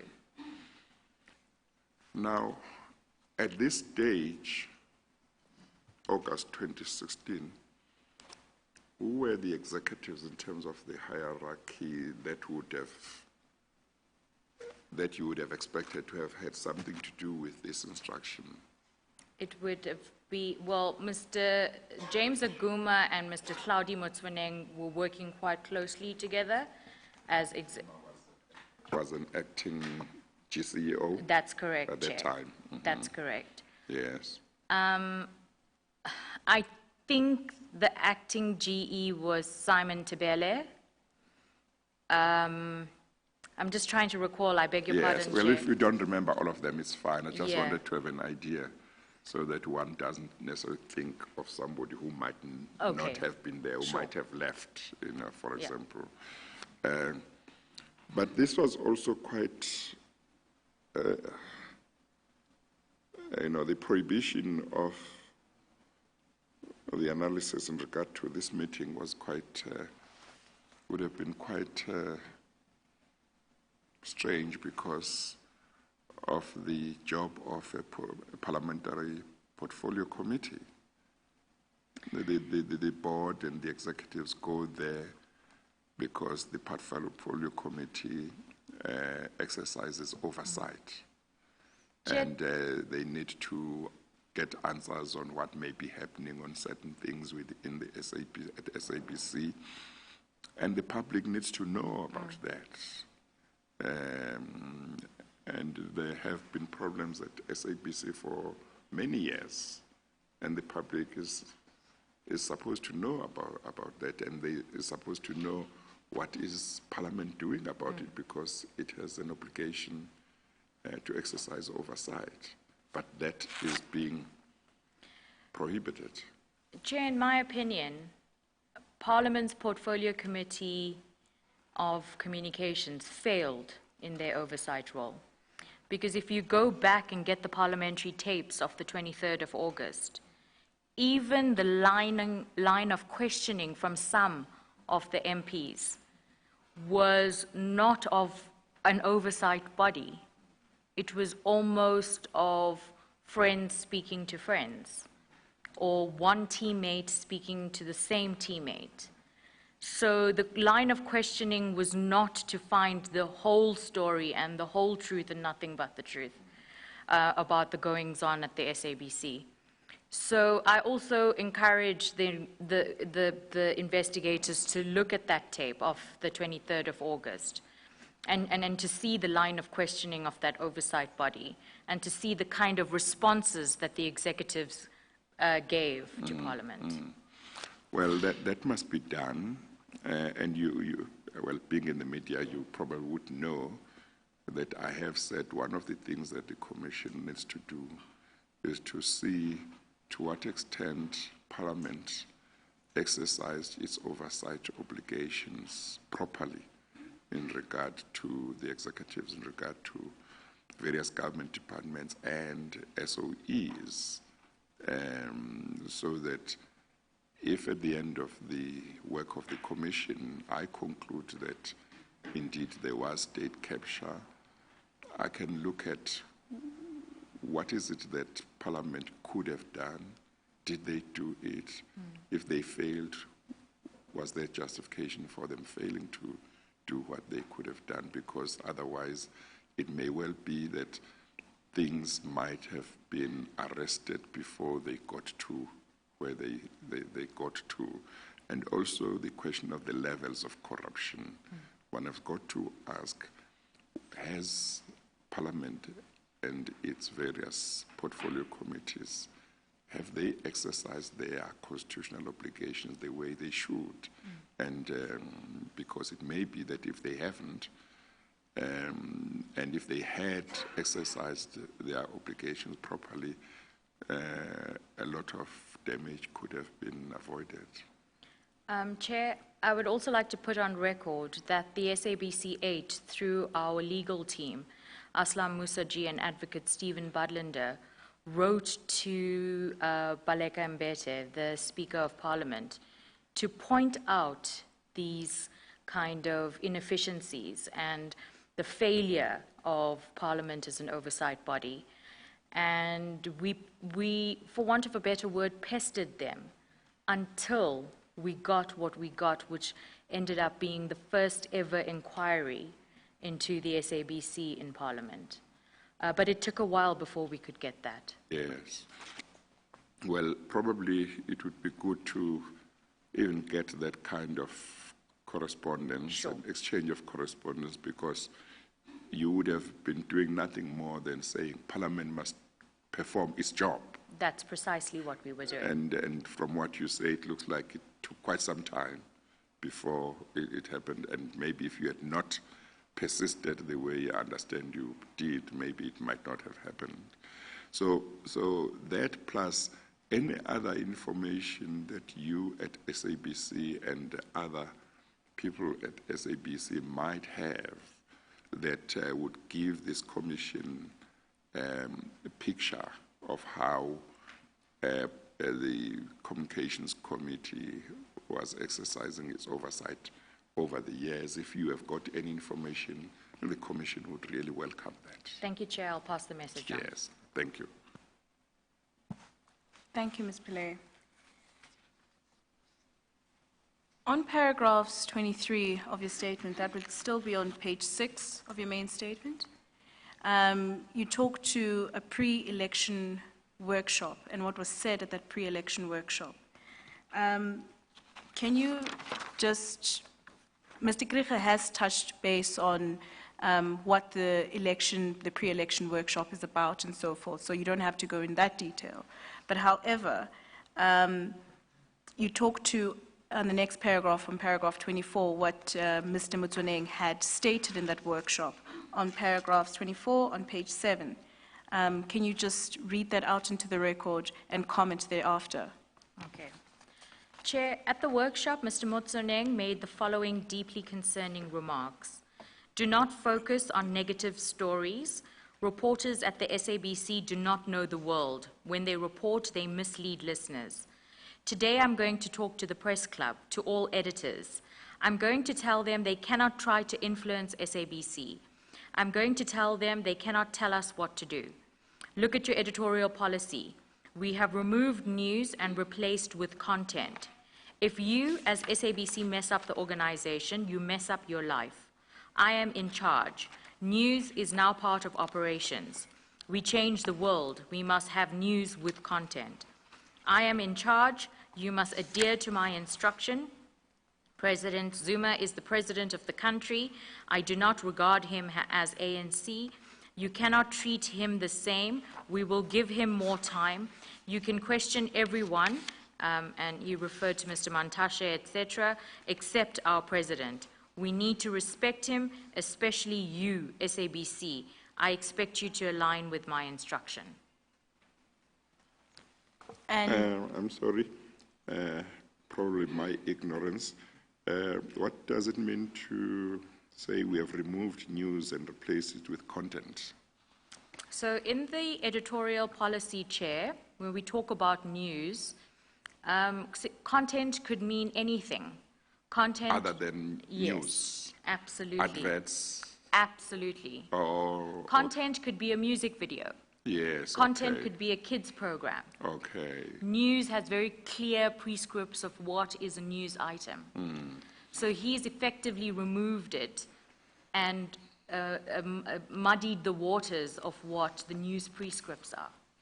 So what did this mean? Look at your editorial policy. We have removed news and replaced it with content. What did that mean?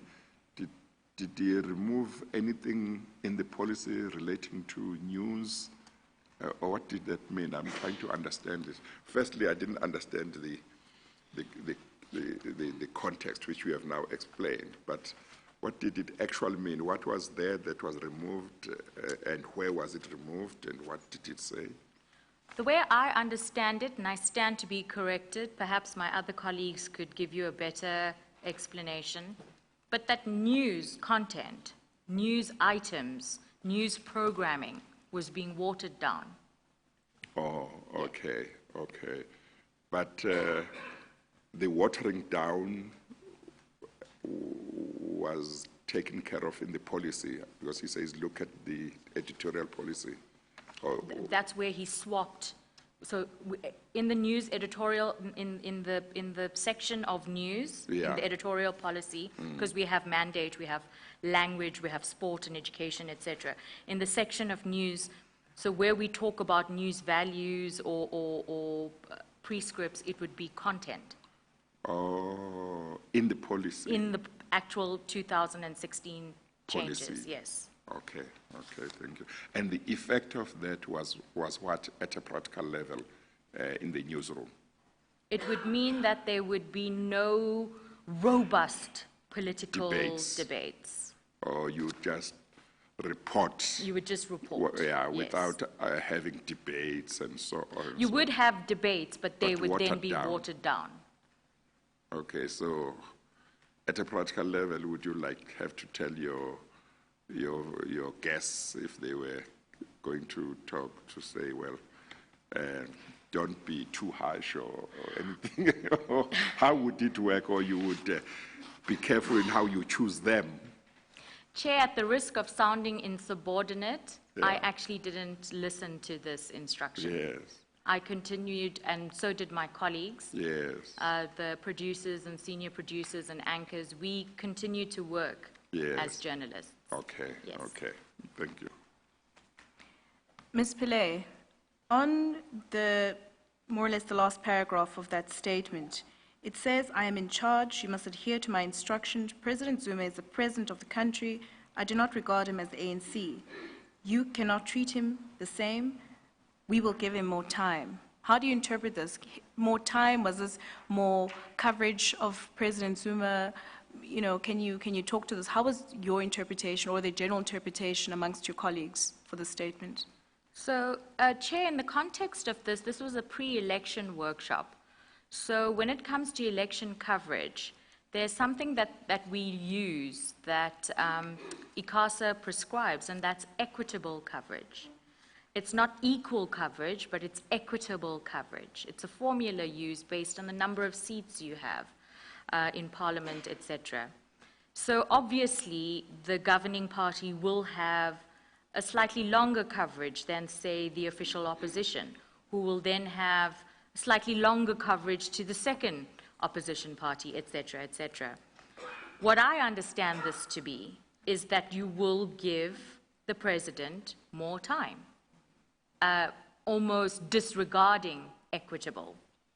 Or, in other words, more than More than whatever may equitable. be prescribed by ICASA. Exactly. Okay. Which would be more in any event. Yes. Okay. And Ms. Pillay, what was the reaction? Was there any kind of dissenting views from anyone who put up their hand and said, well, I don't agree with this? I do remember that immediately people were looking around. It was almost this unease, because some of us couldn't believe what we were listening to. Some obviously heard it again, and they, like I said, they were used to the kind of utterances of this individual. It was my first time back after a few years, as I mentioned, so I know I was bewildered when I saw that. I didn't raise my hand, I didn't say anything. We had adjourned for a tea break or a lunch break, and I do remember people not being very happy by that. But there was no kind of formal caucus where we then stopped him in his tracks and asked him questions. People did put their hands up, asked questions, and tried, in a way to voice their discontent. But this is the kind of individual who commanded this room in this almost way that what I say goes. And even if somebody attempted to rationalize or be reasonable with him, they wouldn't win. Yeah. At this meeting, was the acting GCEO there, or the highest ranking executive was Mr. Motsoeneng? The acting GCEO was there, Mr. James Aguma was there, because I remember asking a question. I remember putting my hand up to say that one of the things that irks me as a executive producer is when reporters don't have the adequate resources to do their work and can only file stories when they come back to the office. And why don't they have the 3G data cards, etc.? And I remember Mr. James Aguma was there because Mr. Motsoeneng said, but we've got the money and he must just make it happen. That the reporters get the 3G cards and they get the resources that they need to get the job done. Okay.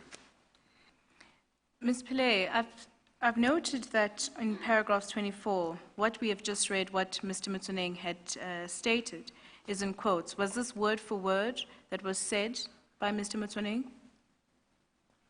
Yes, because ironically, I was the scribe at this workshop, Chair.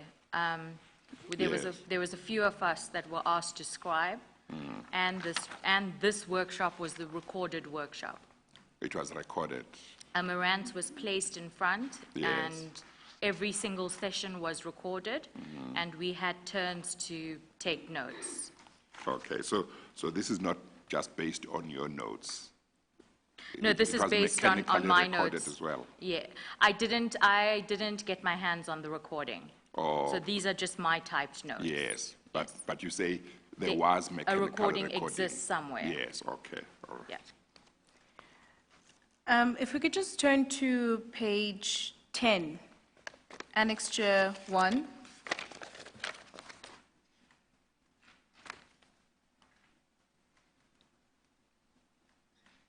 Ms. Pillay, can you identify that document in front of you?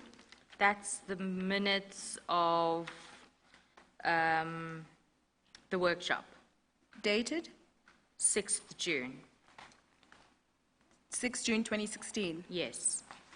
And if we turn to page 17 of that same document,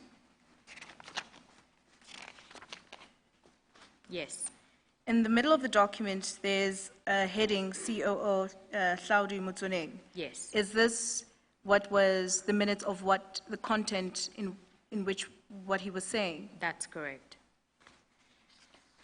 There's just a few, because it's not numbered, there's just a few particular paragraphs that I want you to give comment on. I'm sorry. Did you say page 16? 17, Chair, sorry, Or 17. 17? Okay. That would be under the heading of COO Oh, Hlaudi yes, Motsoeneng. okay, yes.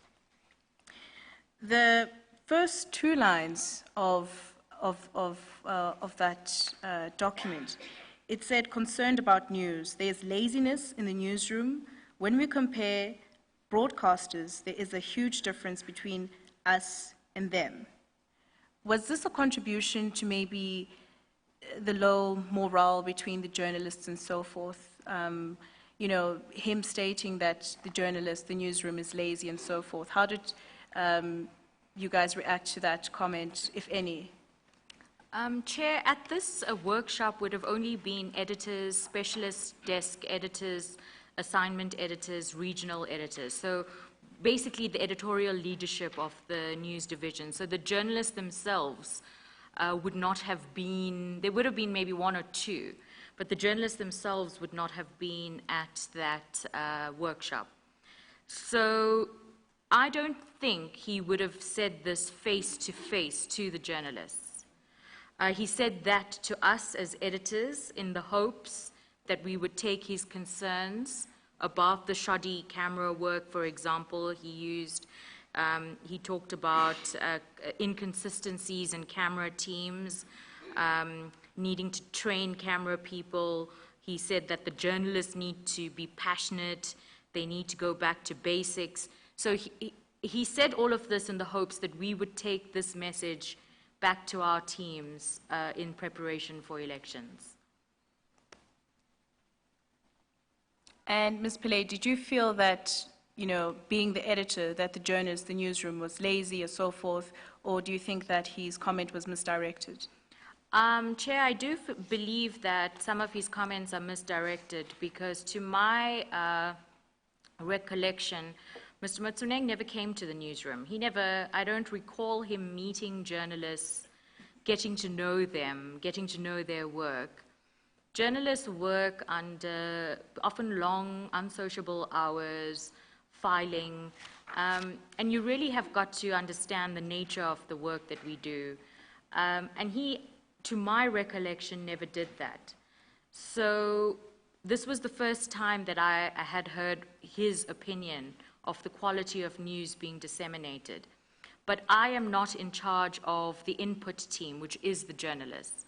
My team, I co-managed a team of output producers, senior producers, and anchors, where they would then use the stories of the input journalists in our programs. So I'm not in a position to assess whether his comments had any validation. And just to go to the bottom of the last paragraph on that page, there are some typo errors and so forth, so I'm just going to read it as well as I could. Or, Ms. Pillay, can you read the last paragraph, Sure. starting with journalists? Journalists who belong to an organization is not independent. In the new editorial policy, it is clear that the organization is independent, not the individual. When we issue an instruction, it's an instruction. We are not asking you. No one is independent. SABC has a clear agenda. The way we report is unique from other media. If you are not in line, the door is open. Revamping the SABC is not about just content, it is also personnel. Need people who support the agenda of the SABC. Ms. Pillay, so that last line, revamping the SABC is not just about content, it is also about personnel. How would you interpret that? Would revamping mean, you know, also revamping our personnel, taking personnel out, or how would you interpret that? I would understand if you can't do the job or if you can't Comply with instruction. exactly, then out you go. Did you understand or do you understand how it is possible to speak of the SABC being independent, but the journalists, the individuals not being independent? That's a difficult one, Chair. Because I think he viewed the SABC as an entity on its own, and him being at the helm of that entity, and whatever he saw that organization to be is what us as journalists and staff members had to be in line with. So therein strips the independence. But to be in line with his vision of leadership for this so-called independent institution. So effectively, he would determine where the independence starts and where it would end. That's how I understand it to be. And the journalists had to simply accept that whatever he did, he took into account independence, and theirs must just be to comply. Comply, that's it. Okay. Sorry, Chair, for the record, Yes. I can't remember if I said at this meeting that James Aguma, he was there as CFO, not as CEO. Oh, okay. Because I remember the conversation being about, we have money for these resources, Yes. to do our work. Yes, Yeah, so it so was, you as the finance yes, person. I'd like to make that correction, Okay, please. thank you. And if we turn over to page 18, still in the minutes, the fourth paragraph, starting with changed. Can you just read that into the record? Changed supply chain management exclusion. If anything affects broadcasting, then we classify those as emergencies. Can you give comment on that, on the changed supply chain management in that aspect? I'm so sorry, Chair. I'm unable to do so because I can't recall in what context this Yes. was said. I don't know the changes in the supply chain management. Yes. Yeah. Okay. Okay. And the next paragraph, where it starts with the next two there's two sentences, then straight underneath that, there's a discussion by him about freelancers. Can you read that out into the record? On the issue of freelancers, only route open for abuse is freelancers. There's no scrutiny. Caution that to do it in transparent manner. If not, and we know of shenanigans, we are ruthless now as far as fraudulent use of organization resources. And the next paragraph? News has about 1,000 employees. News should have 1,000 employees. That should be sufficient. If they're all news, I will worry if you need another 500. This financial year, I will focus on freelancers. And what was his intention to focus on freelancers? Can you give comment to those two paragraphs? On the freelance issue, I do know that the freelancers chair had some issues that they had taken to, brought to his attention. But I don't know the details of that communication between freelancers and Mr. Motsoeneng and how exactly he was going to focus on freelancers. Unfortunately, I would not be in attendance of freelance meetings as I am a permanent staff member. And on paragraph 25, and also to touch base with paragraph 26, that's on page 7 of your main statement. You stated that Mr. Motsoeneng's instructions at that workshop went against the editorial policy and so forth. Can you just talk to those two paragraphs, please? Okay. Chair, well, Mr. Motsoeneng's instructions went against the International Journalism Code of Conduct, the Editorial Code of the SABC, and the legally binding documents of the South African Constitution and the Broadcasting Act, and my own personal views. These instructions by Mr. Motsoeneng have created a rift between those who want to adhere to the South African Broadcasting Act and those who feared losing their jobs. And this is precisely the situation that was at the SABC 3 years ago. And I want to, on the record, state that there were a lot of people that didn't like what he did. But there were single moms who couldn't afford to lose their jobs. There were single head households who couldn't afford to lose their jobs. So not everybody, it was not that we could afford to stand up, but there were some people who the price was too high to pay to stand up.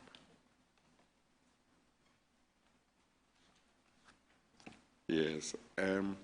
Yesterday, I had evidence from Ms. Makho, who was group CEO at some stage at SABC, that within a week or within a week or so after her appointment as GCEO, she was taken by Mr. Motsoeneng to meet the Guptas who wanted to congratulate him. As at this time, was there any knowledge, generally speaking, within SABC as to whether Mr. Motsoeneng had any relationship with the Guptas? I was not aware, Chair, because at this time I was actually at ENCA at the time of Ms. Makobo's tenure. Yeah. Okay.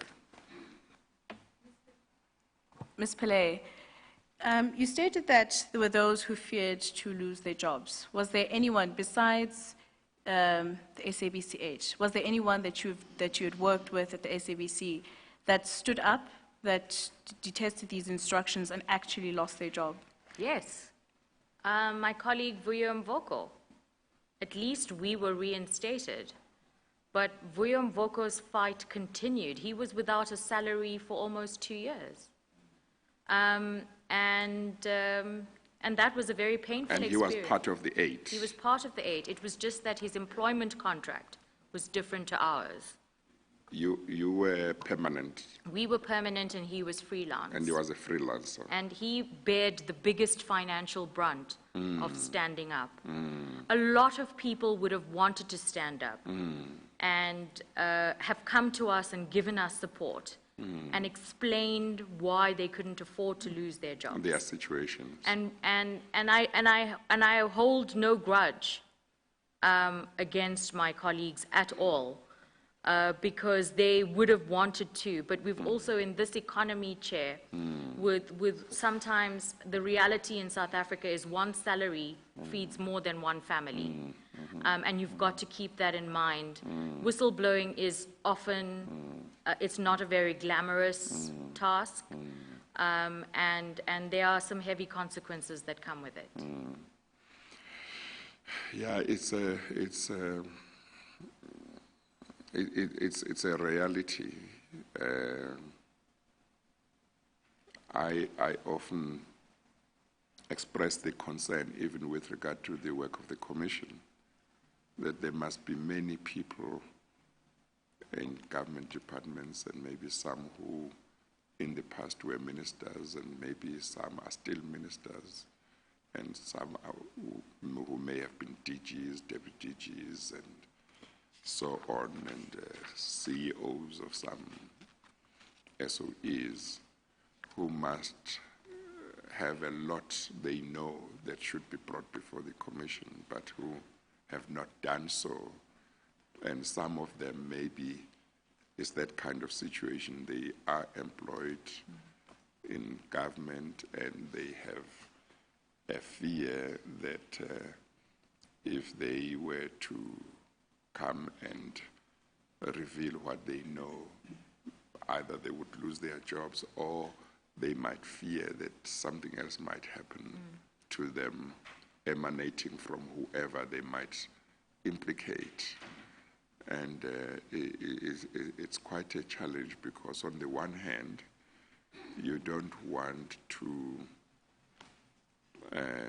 close your eyes to reality, but at the same time, you say, can we change the country for the better if we don't know exactly what happened, if we don't know the full extent of what may have happened?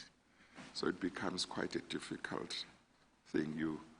It's difficult to criticize people who are in that situation, but at the same time, you know that there may be people, there may be still a lot of people who can afford to come forward, who are not as desperate, who are not in as desperate a situation as some people may be. But it becomes quite difficult striking the balance. You admire those who are able to come forward because it's because of people who have behaved like that, who have come forward, who have had that courage, that some of the things have come to the fore. And without those people come forward, lots of things might have happened which didn't happen because they came forward, and the country could be in a worse situation. So we as a nation need to make it clear how much we appreciate those in various government departments, state-owned entities, and just in community who come forward and say, this is my country. I know things that have gone wrong. There is an opportunity to make a contribution that might help with the change. I will come forward. I know that it's not a risk-free, but I will come forward and I will play my role. But one just doesn't know what to do to encourage more people, while accepting that there are some who definitely would like to, but feel that their situation is too disparate.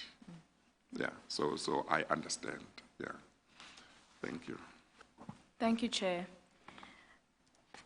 Ms. Pillay, Mr. Matthews has answered in terms of the 3-3 notice that was issued. That would be CC 25, Chair.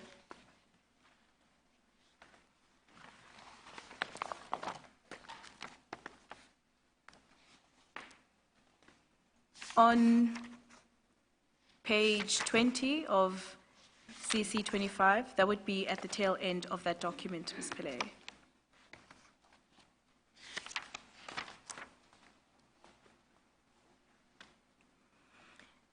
At that affidavit, under your heading, under your name, Krivani Pillay, he states in paragraph 14 of Ms. Pillay's affidavit, she refers to the same extract of the meeting referred to by Ms. Gricha in paragraph 14 of his affidavit.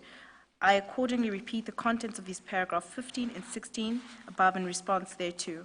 We have read the same paragraphs to Mr. Gricha, but he's also responding to you. So can you kindly comment with these individual paragraphs that I'm going to be reading on the record? Is that paragraph 15 and 16? 15 and 16, that would be found on page 12 of CC 25. Yes, have you got it? Are you there?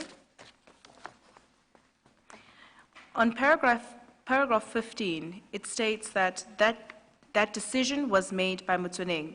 Just to clarify, that the decision was that the SABC would no longer show any visuals of the destruction of property.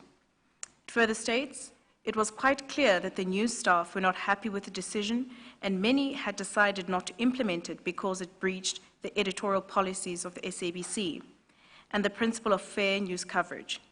It was in that context that Motsoeneng arranged to meet with those who dared to undermine his decision. I was present at some of those meetings and at the meeting held on the 31st of May 2016, where, amongst other things, Motsoeneng is reported to have said, Simon, If you do not adhere, get rid of them. We cannot have people that question management. This is the last time that we will have a meeting of this kind. 15.2, and thereafter I reported to have said to journalists that it is cold outside. If you do not like it, you can go. You've got two choices, the door or the window. Can you just give a brief commentary on those paragraphs? This chair was at the meeting that we had when he decided to cancel the editors, and he's basically confirming what Mr. Krika and I have told this commission in our evidence. Yeah. Well, I see at paragraph 17 of Mr. Matthews' statement that he says it was because of the corrosive circumstances in which I had found myself that I finally felt that the only alternative was for me to resign from my position with the SABC with immediate effect. And if one reads this in the context of his entire affidavit, it does appear that he is saying that he himself was not going along with some of these decisions from Mr. Motsoeneng, but he says Mr. Motsoeneng was such that it was very difficult to disagree with him or express dissenting views, and he says he was just carrying out Mr. Motsoeneng's instructions. So going back to the question I'd asked earlier about whether his decision to resign may have been connected with the issues you raised in the letter, it may well be that I mean, the issues you raised in that letter went to the same issues about the breach of editorial independence and so on, policy and so on. Yeah, okay. Thank you, Chair. And lastly, just in response to your statement, Ms. Pillay, in paragraph 16, Mr. Matthews states that I accept that I did not stand up to Motsoeneng or voice my concerns about his decision or his stance. And I repeat that it was extremely difficult to disagree with him or take a different view in an atmosphere that was highly corrosive. I also accept that it was an unfortunate choice of words, but I was merely trying to warn the journalists of Motsoeneng's approach to dissenting views and what had become a trite method of the way he operated. That anyone who opposed him or voiced a dissenting view would face the prospect of dismissal.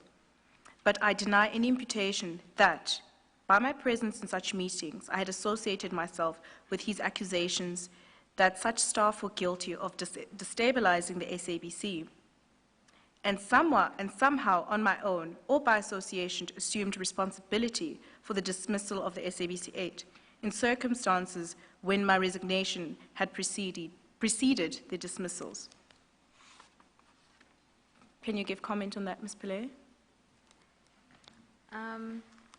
Chair, this is the first time this response, Mr. Matthews' response, is the first time that I've heard of his response to anything that I have presented in public since that May meeting 3 years ago. This may have no relevance to the Commission, but I'm Hindu by belief and a God-fearing person. And I believe that to err is human and to forgive is divine. And that this is the closest of any kind of explanation or even to stretch it to an apology that I will ever receive from Mr. Matthews.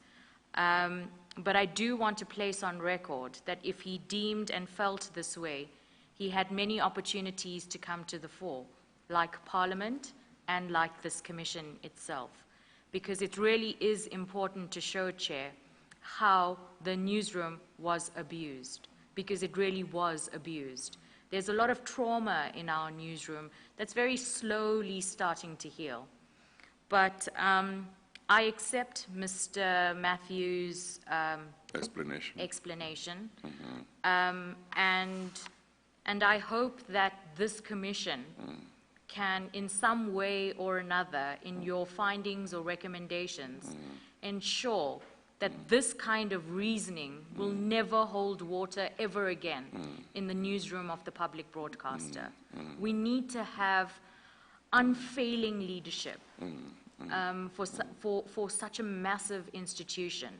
Everybody wants their hands on the public broadcaster. It's the first place you will start if you want to capture a mind or capture a nation, or for that matter, government.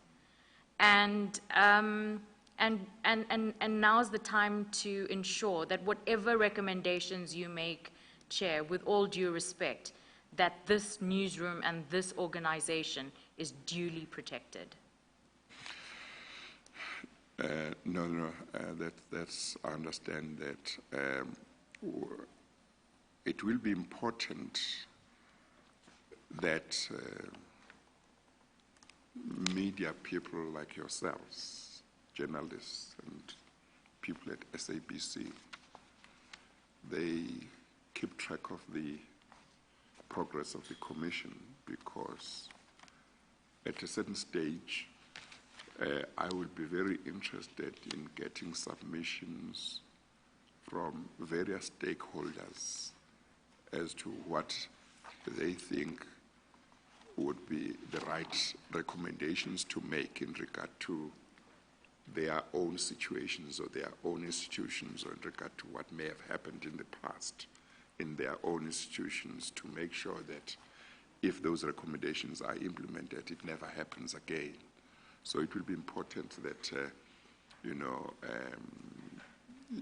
people in the media, journalists and everybody who is concerned with the media, they begin to reflect on what types of recommendations they would like to put forward before me to consider for when I have to make my recommendations in regard to various sectors that the Commission has been looking at. Chair, would you like me to take that message back to our newsroom? Please, yes. Not just the SABC, everybody, other media houses. I'm very interested in getting submissions in due course on what recommendations I should consider, to make sure that if those recommendations are implemented, we prevent some of the things that have happened in the past from happening in the future, because that's very, very important. Yeah. So please do take it back to the newsroom. Will do. Yeah. But I also wanted to ask the question. You referred to some of your colleagues who, when these things were happening to the newsroom and to the SABC 8, came to you and gave you support, but indicated that they couldn't give you open support or couldn't take the same stand because of their situation. Those people were fearing losing their jobs. Maybe Mr. Motsoeneng had the power to dismiss them. But I don't imagine he had power to dismiss the acting GCEO, to the extent that Mr. Jim Matthews may have been acting GCEO at that time. It may be that it's a different time. Because I'm trying to understand his fear of Mr. Motsoeneng of saying no to him, and saying, he says it was difficult to argue with him, it was difficult to take a different view to him. My question is, he was so senior, why was it difficult? Now, You may or may not be able to explain that to me as you understood the situation. It may be that you say, look, I know how the situation was. Maybe even the acting GCEO would tremble when Mr. Motsoeneng stepped in or came into the room.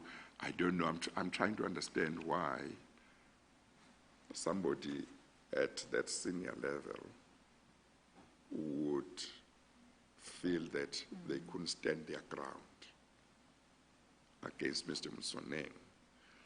Now, it may be that if this was during the time when he was acting GCEO, the fact that he was acting meant that he remained as vulnerable as if he was not acting, because he could go back to his position in due course and then he could be dismissed. It may be that he was not acting GCEO at the time, he was just in his position. But I'm wondering whether even if he was not acting GCEO at the position which he occupied, which might not necessarily have been above that of Mr. Motsoeneng, and might not even have been maybe at the same level, I don't know, whether nevertheless somebody at that level, whether it would be unreasonable to have expected that somebody at that level would stand up and say no. Chair, you raise a very interesting point. I mean, the GCEO, like you heard from Mr. Madoda this week, he is the final accounting officer. He is the final voice and signature for many of the decisions. So it would be very hard to explain the dynamic, Chair, between Mr. Matthews and Mr. Motsoeneng. I hadn't come into contact with them much at all, in fact, before being summoned to that meeting. Yes. So I wouldn't be able to understand the dynamic that exists there. Yes. But just in this kind of new SABC that we're experiencing, with the new executives that are on board, there's a lot more transparency than we have been used to or have been exposed. There's a lot more communication to us than we've been exposed or have experienced. And I'm not saying that, they are going to take us out. I'm hoping they would take us out of our current situation. But it's a refreshing leadership, Chair. I have certainly not experienced this at the SABC in a long time.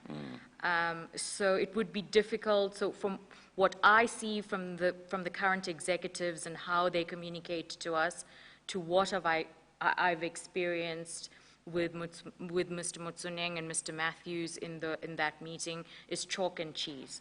But to talk about why Mr. Matthews wouldn't, as acting GCEO, stand up to the COO would be very difficult for me to kind of understand why that happened or why it didn't happen. Well, maybe other witnesses, among the other witnesses from the SABC who will give evidence, there may be somebody who might be able to give their own perspective in regard to that.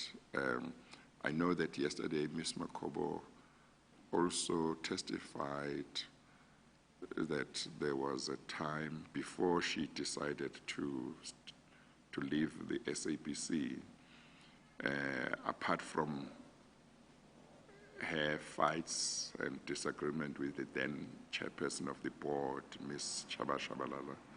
She said she had lots of fights with Mr. Motsoeneng. Now, Mr. Motsoeneng, I take it, was at a lower level because obviously Group CEO is the ultimate within the executive management. But from what she said, I got the impression that Mr. Motsoeneng, and I hope I'm not being unfair to him, and I hope I'm not misconstruing Ms. Makobo's evidence, but I got the impression that she was saying Mr. Motsoeneng was also kind of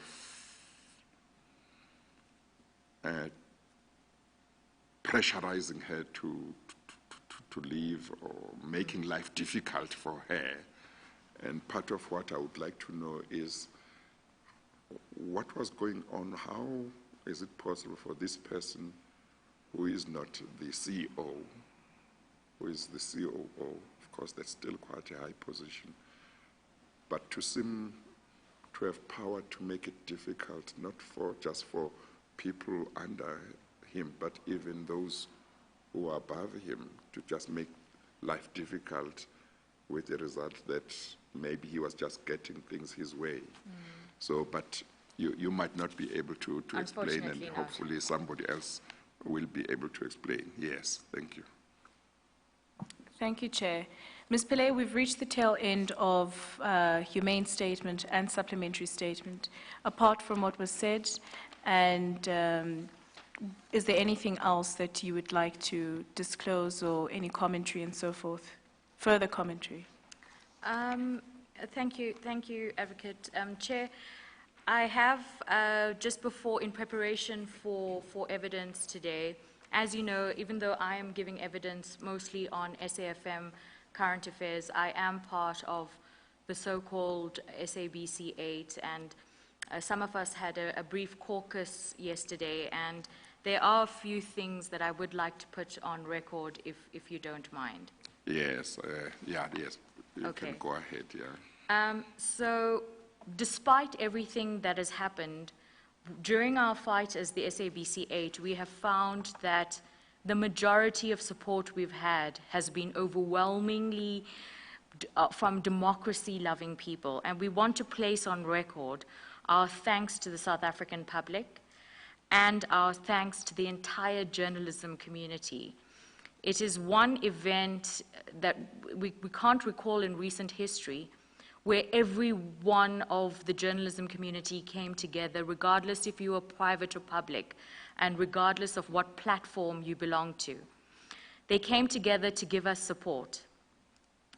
And our public support was generously went into crowdfunding, where when we were fired, we received a sum of money from the public that assisted us.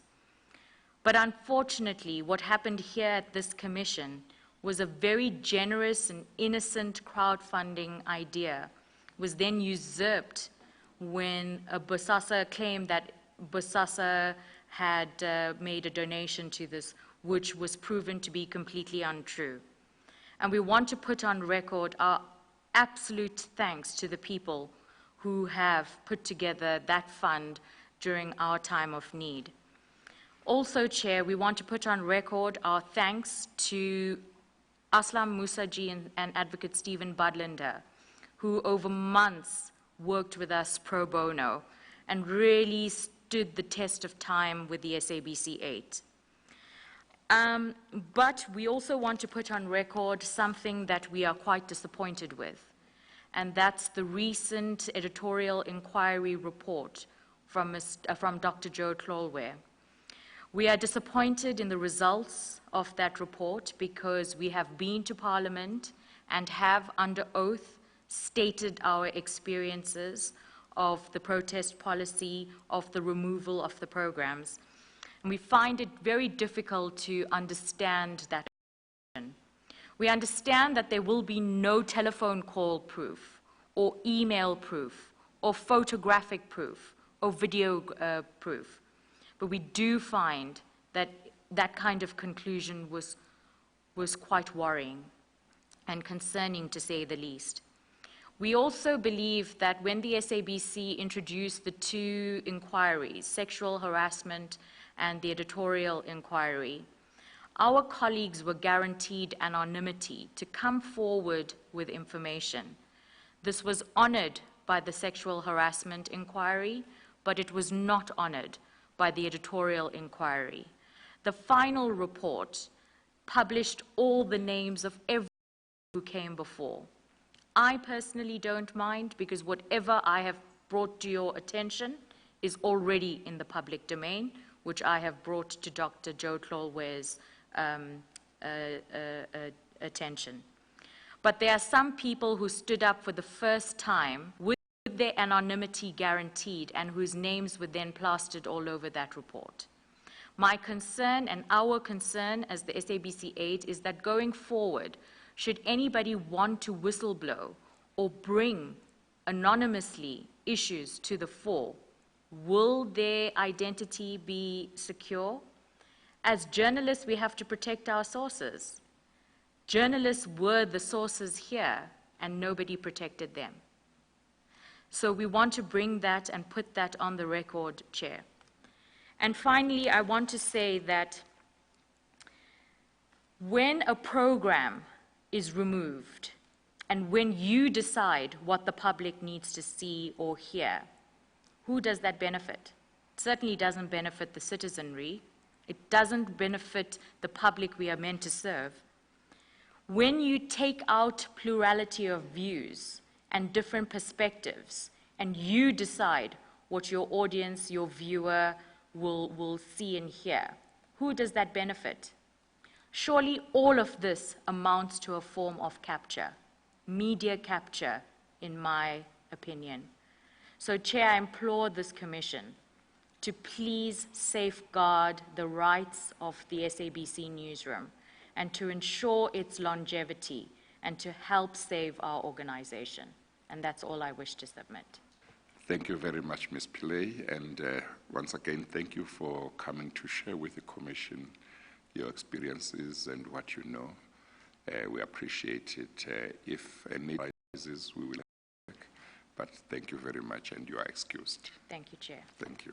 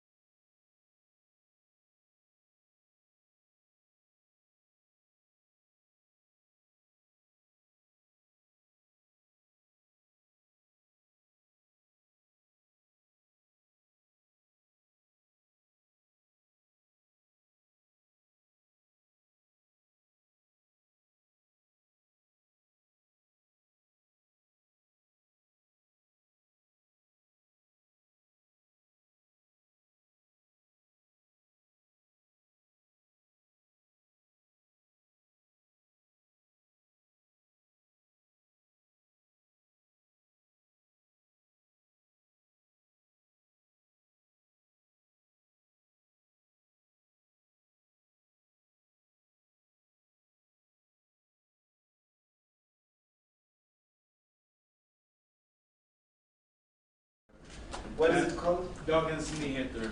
Dagens Yes. That's one. That one, yeah. I read something from it yesterday. Oh, it does? Where? In Swedish. The image of South Africa has taken a serious beating this week. And I see very upset reactions all over the continent, not just, of course it's worst probably between South Africa and Nigeria, which is serious in itself because it's the two biggest economies, but I see anger all over social media in Africa. And I'm just wondering, what's your message to people who watch this unfold in South Africa, and also what's the way forward? How do South Africa repair this? Excellent. Thank you. Edat. I'm Shane from Sunday Times. Mr. Malema, first of all, I've got three questions. But the first would be, I understand you've stated the problems that have instigated the attacks of foreign nationals and all the other issues that we're facing. But as an immediate remedy, your opinion as the AFF in terms of how the government of the day has handled the situation, do you think they handled it better? If you were in government at this point in time, just as an immediate remedy, what would you have done better than the government of the day? Number two, on your answer to my colleague about the EFF, people within the EFF ranks have been named in the anonymous accusations on various social media platforms. What is your broader view on that particular thing itself of people being named and shamed anonymously on social media without proper legal rules being undertaken? And then finally, there's been two articles written by some of my colleagues referring to the violent rhetoric that the AFF uses and how that specific rhetoric is escalating. Would you say that this is true? I didn't hear that part. Would you say that the violent rhetoric is true, that it's escalating? Is that your question? Can I ask you a question? You want to help the United? I'm not saying I'm helping, I'm adding something that from that article that is referring that's to. right. Yeah. That's interesting. Because I think the article also speaks about a drop in ratings around In the the- EFF. Ratings. Whose ratings? It's like EFF. Oh. According to the article. There's also a link to the article. Just comment on the perspective, the idea that there's a drop in popularity of the party. I think it was linked to the balance. I think that's what it was. Thanks for helping Daily What can you say? Mr. President, I think that's it. There's no more help. I'm celebrated that I'm popular than the former president. I don't know how those things get to be conducted. It's fine. I don't have a problem. I really don't. I mean, we just came from elections here. And that is the most scientific evidence we can present to you. Any other, it's a propaganda machine used to justify nonsense. I'm not going to be told by Daily Maverick,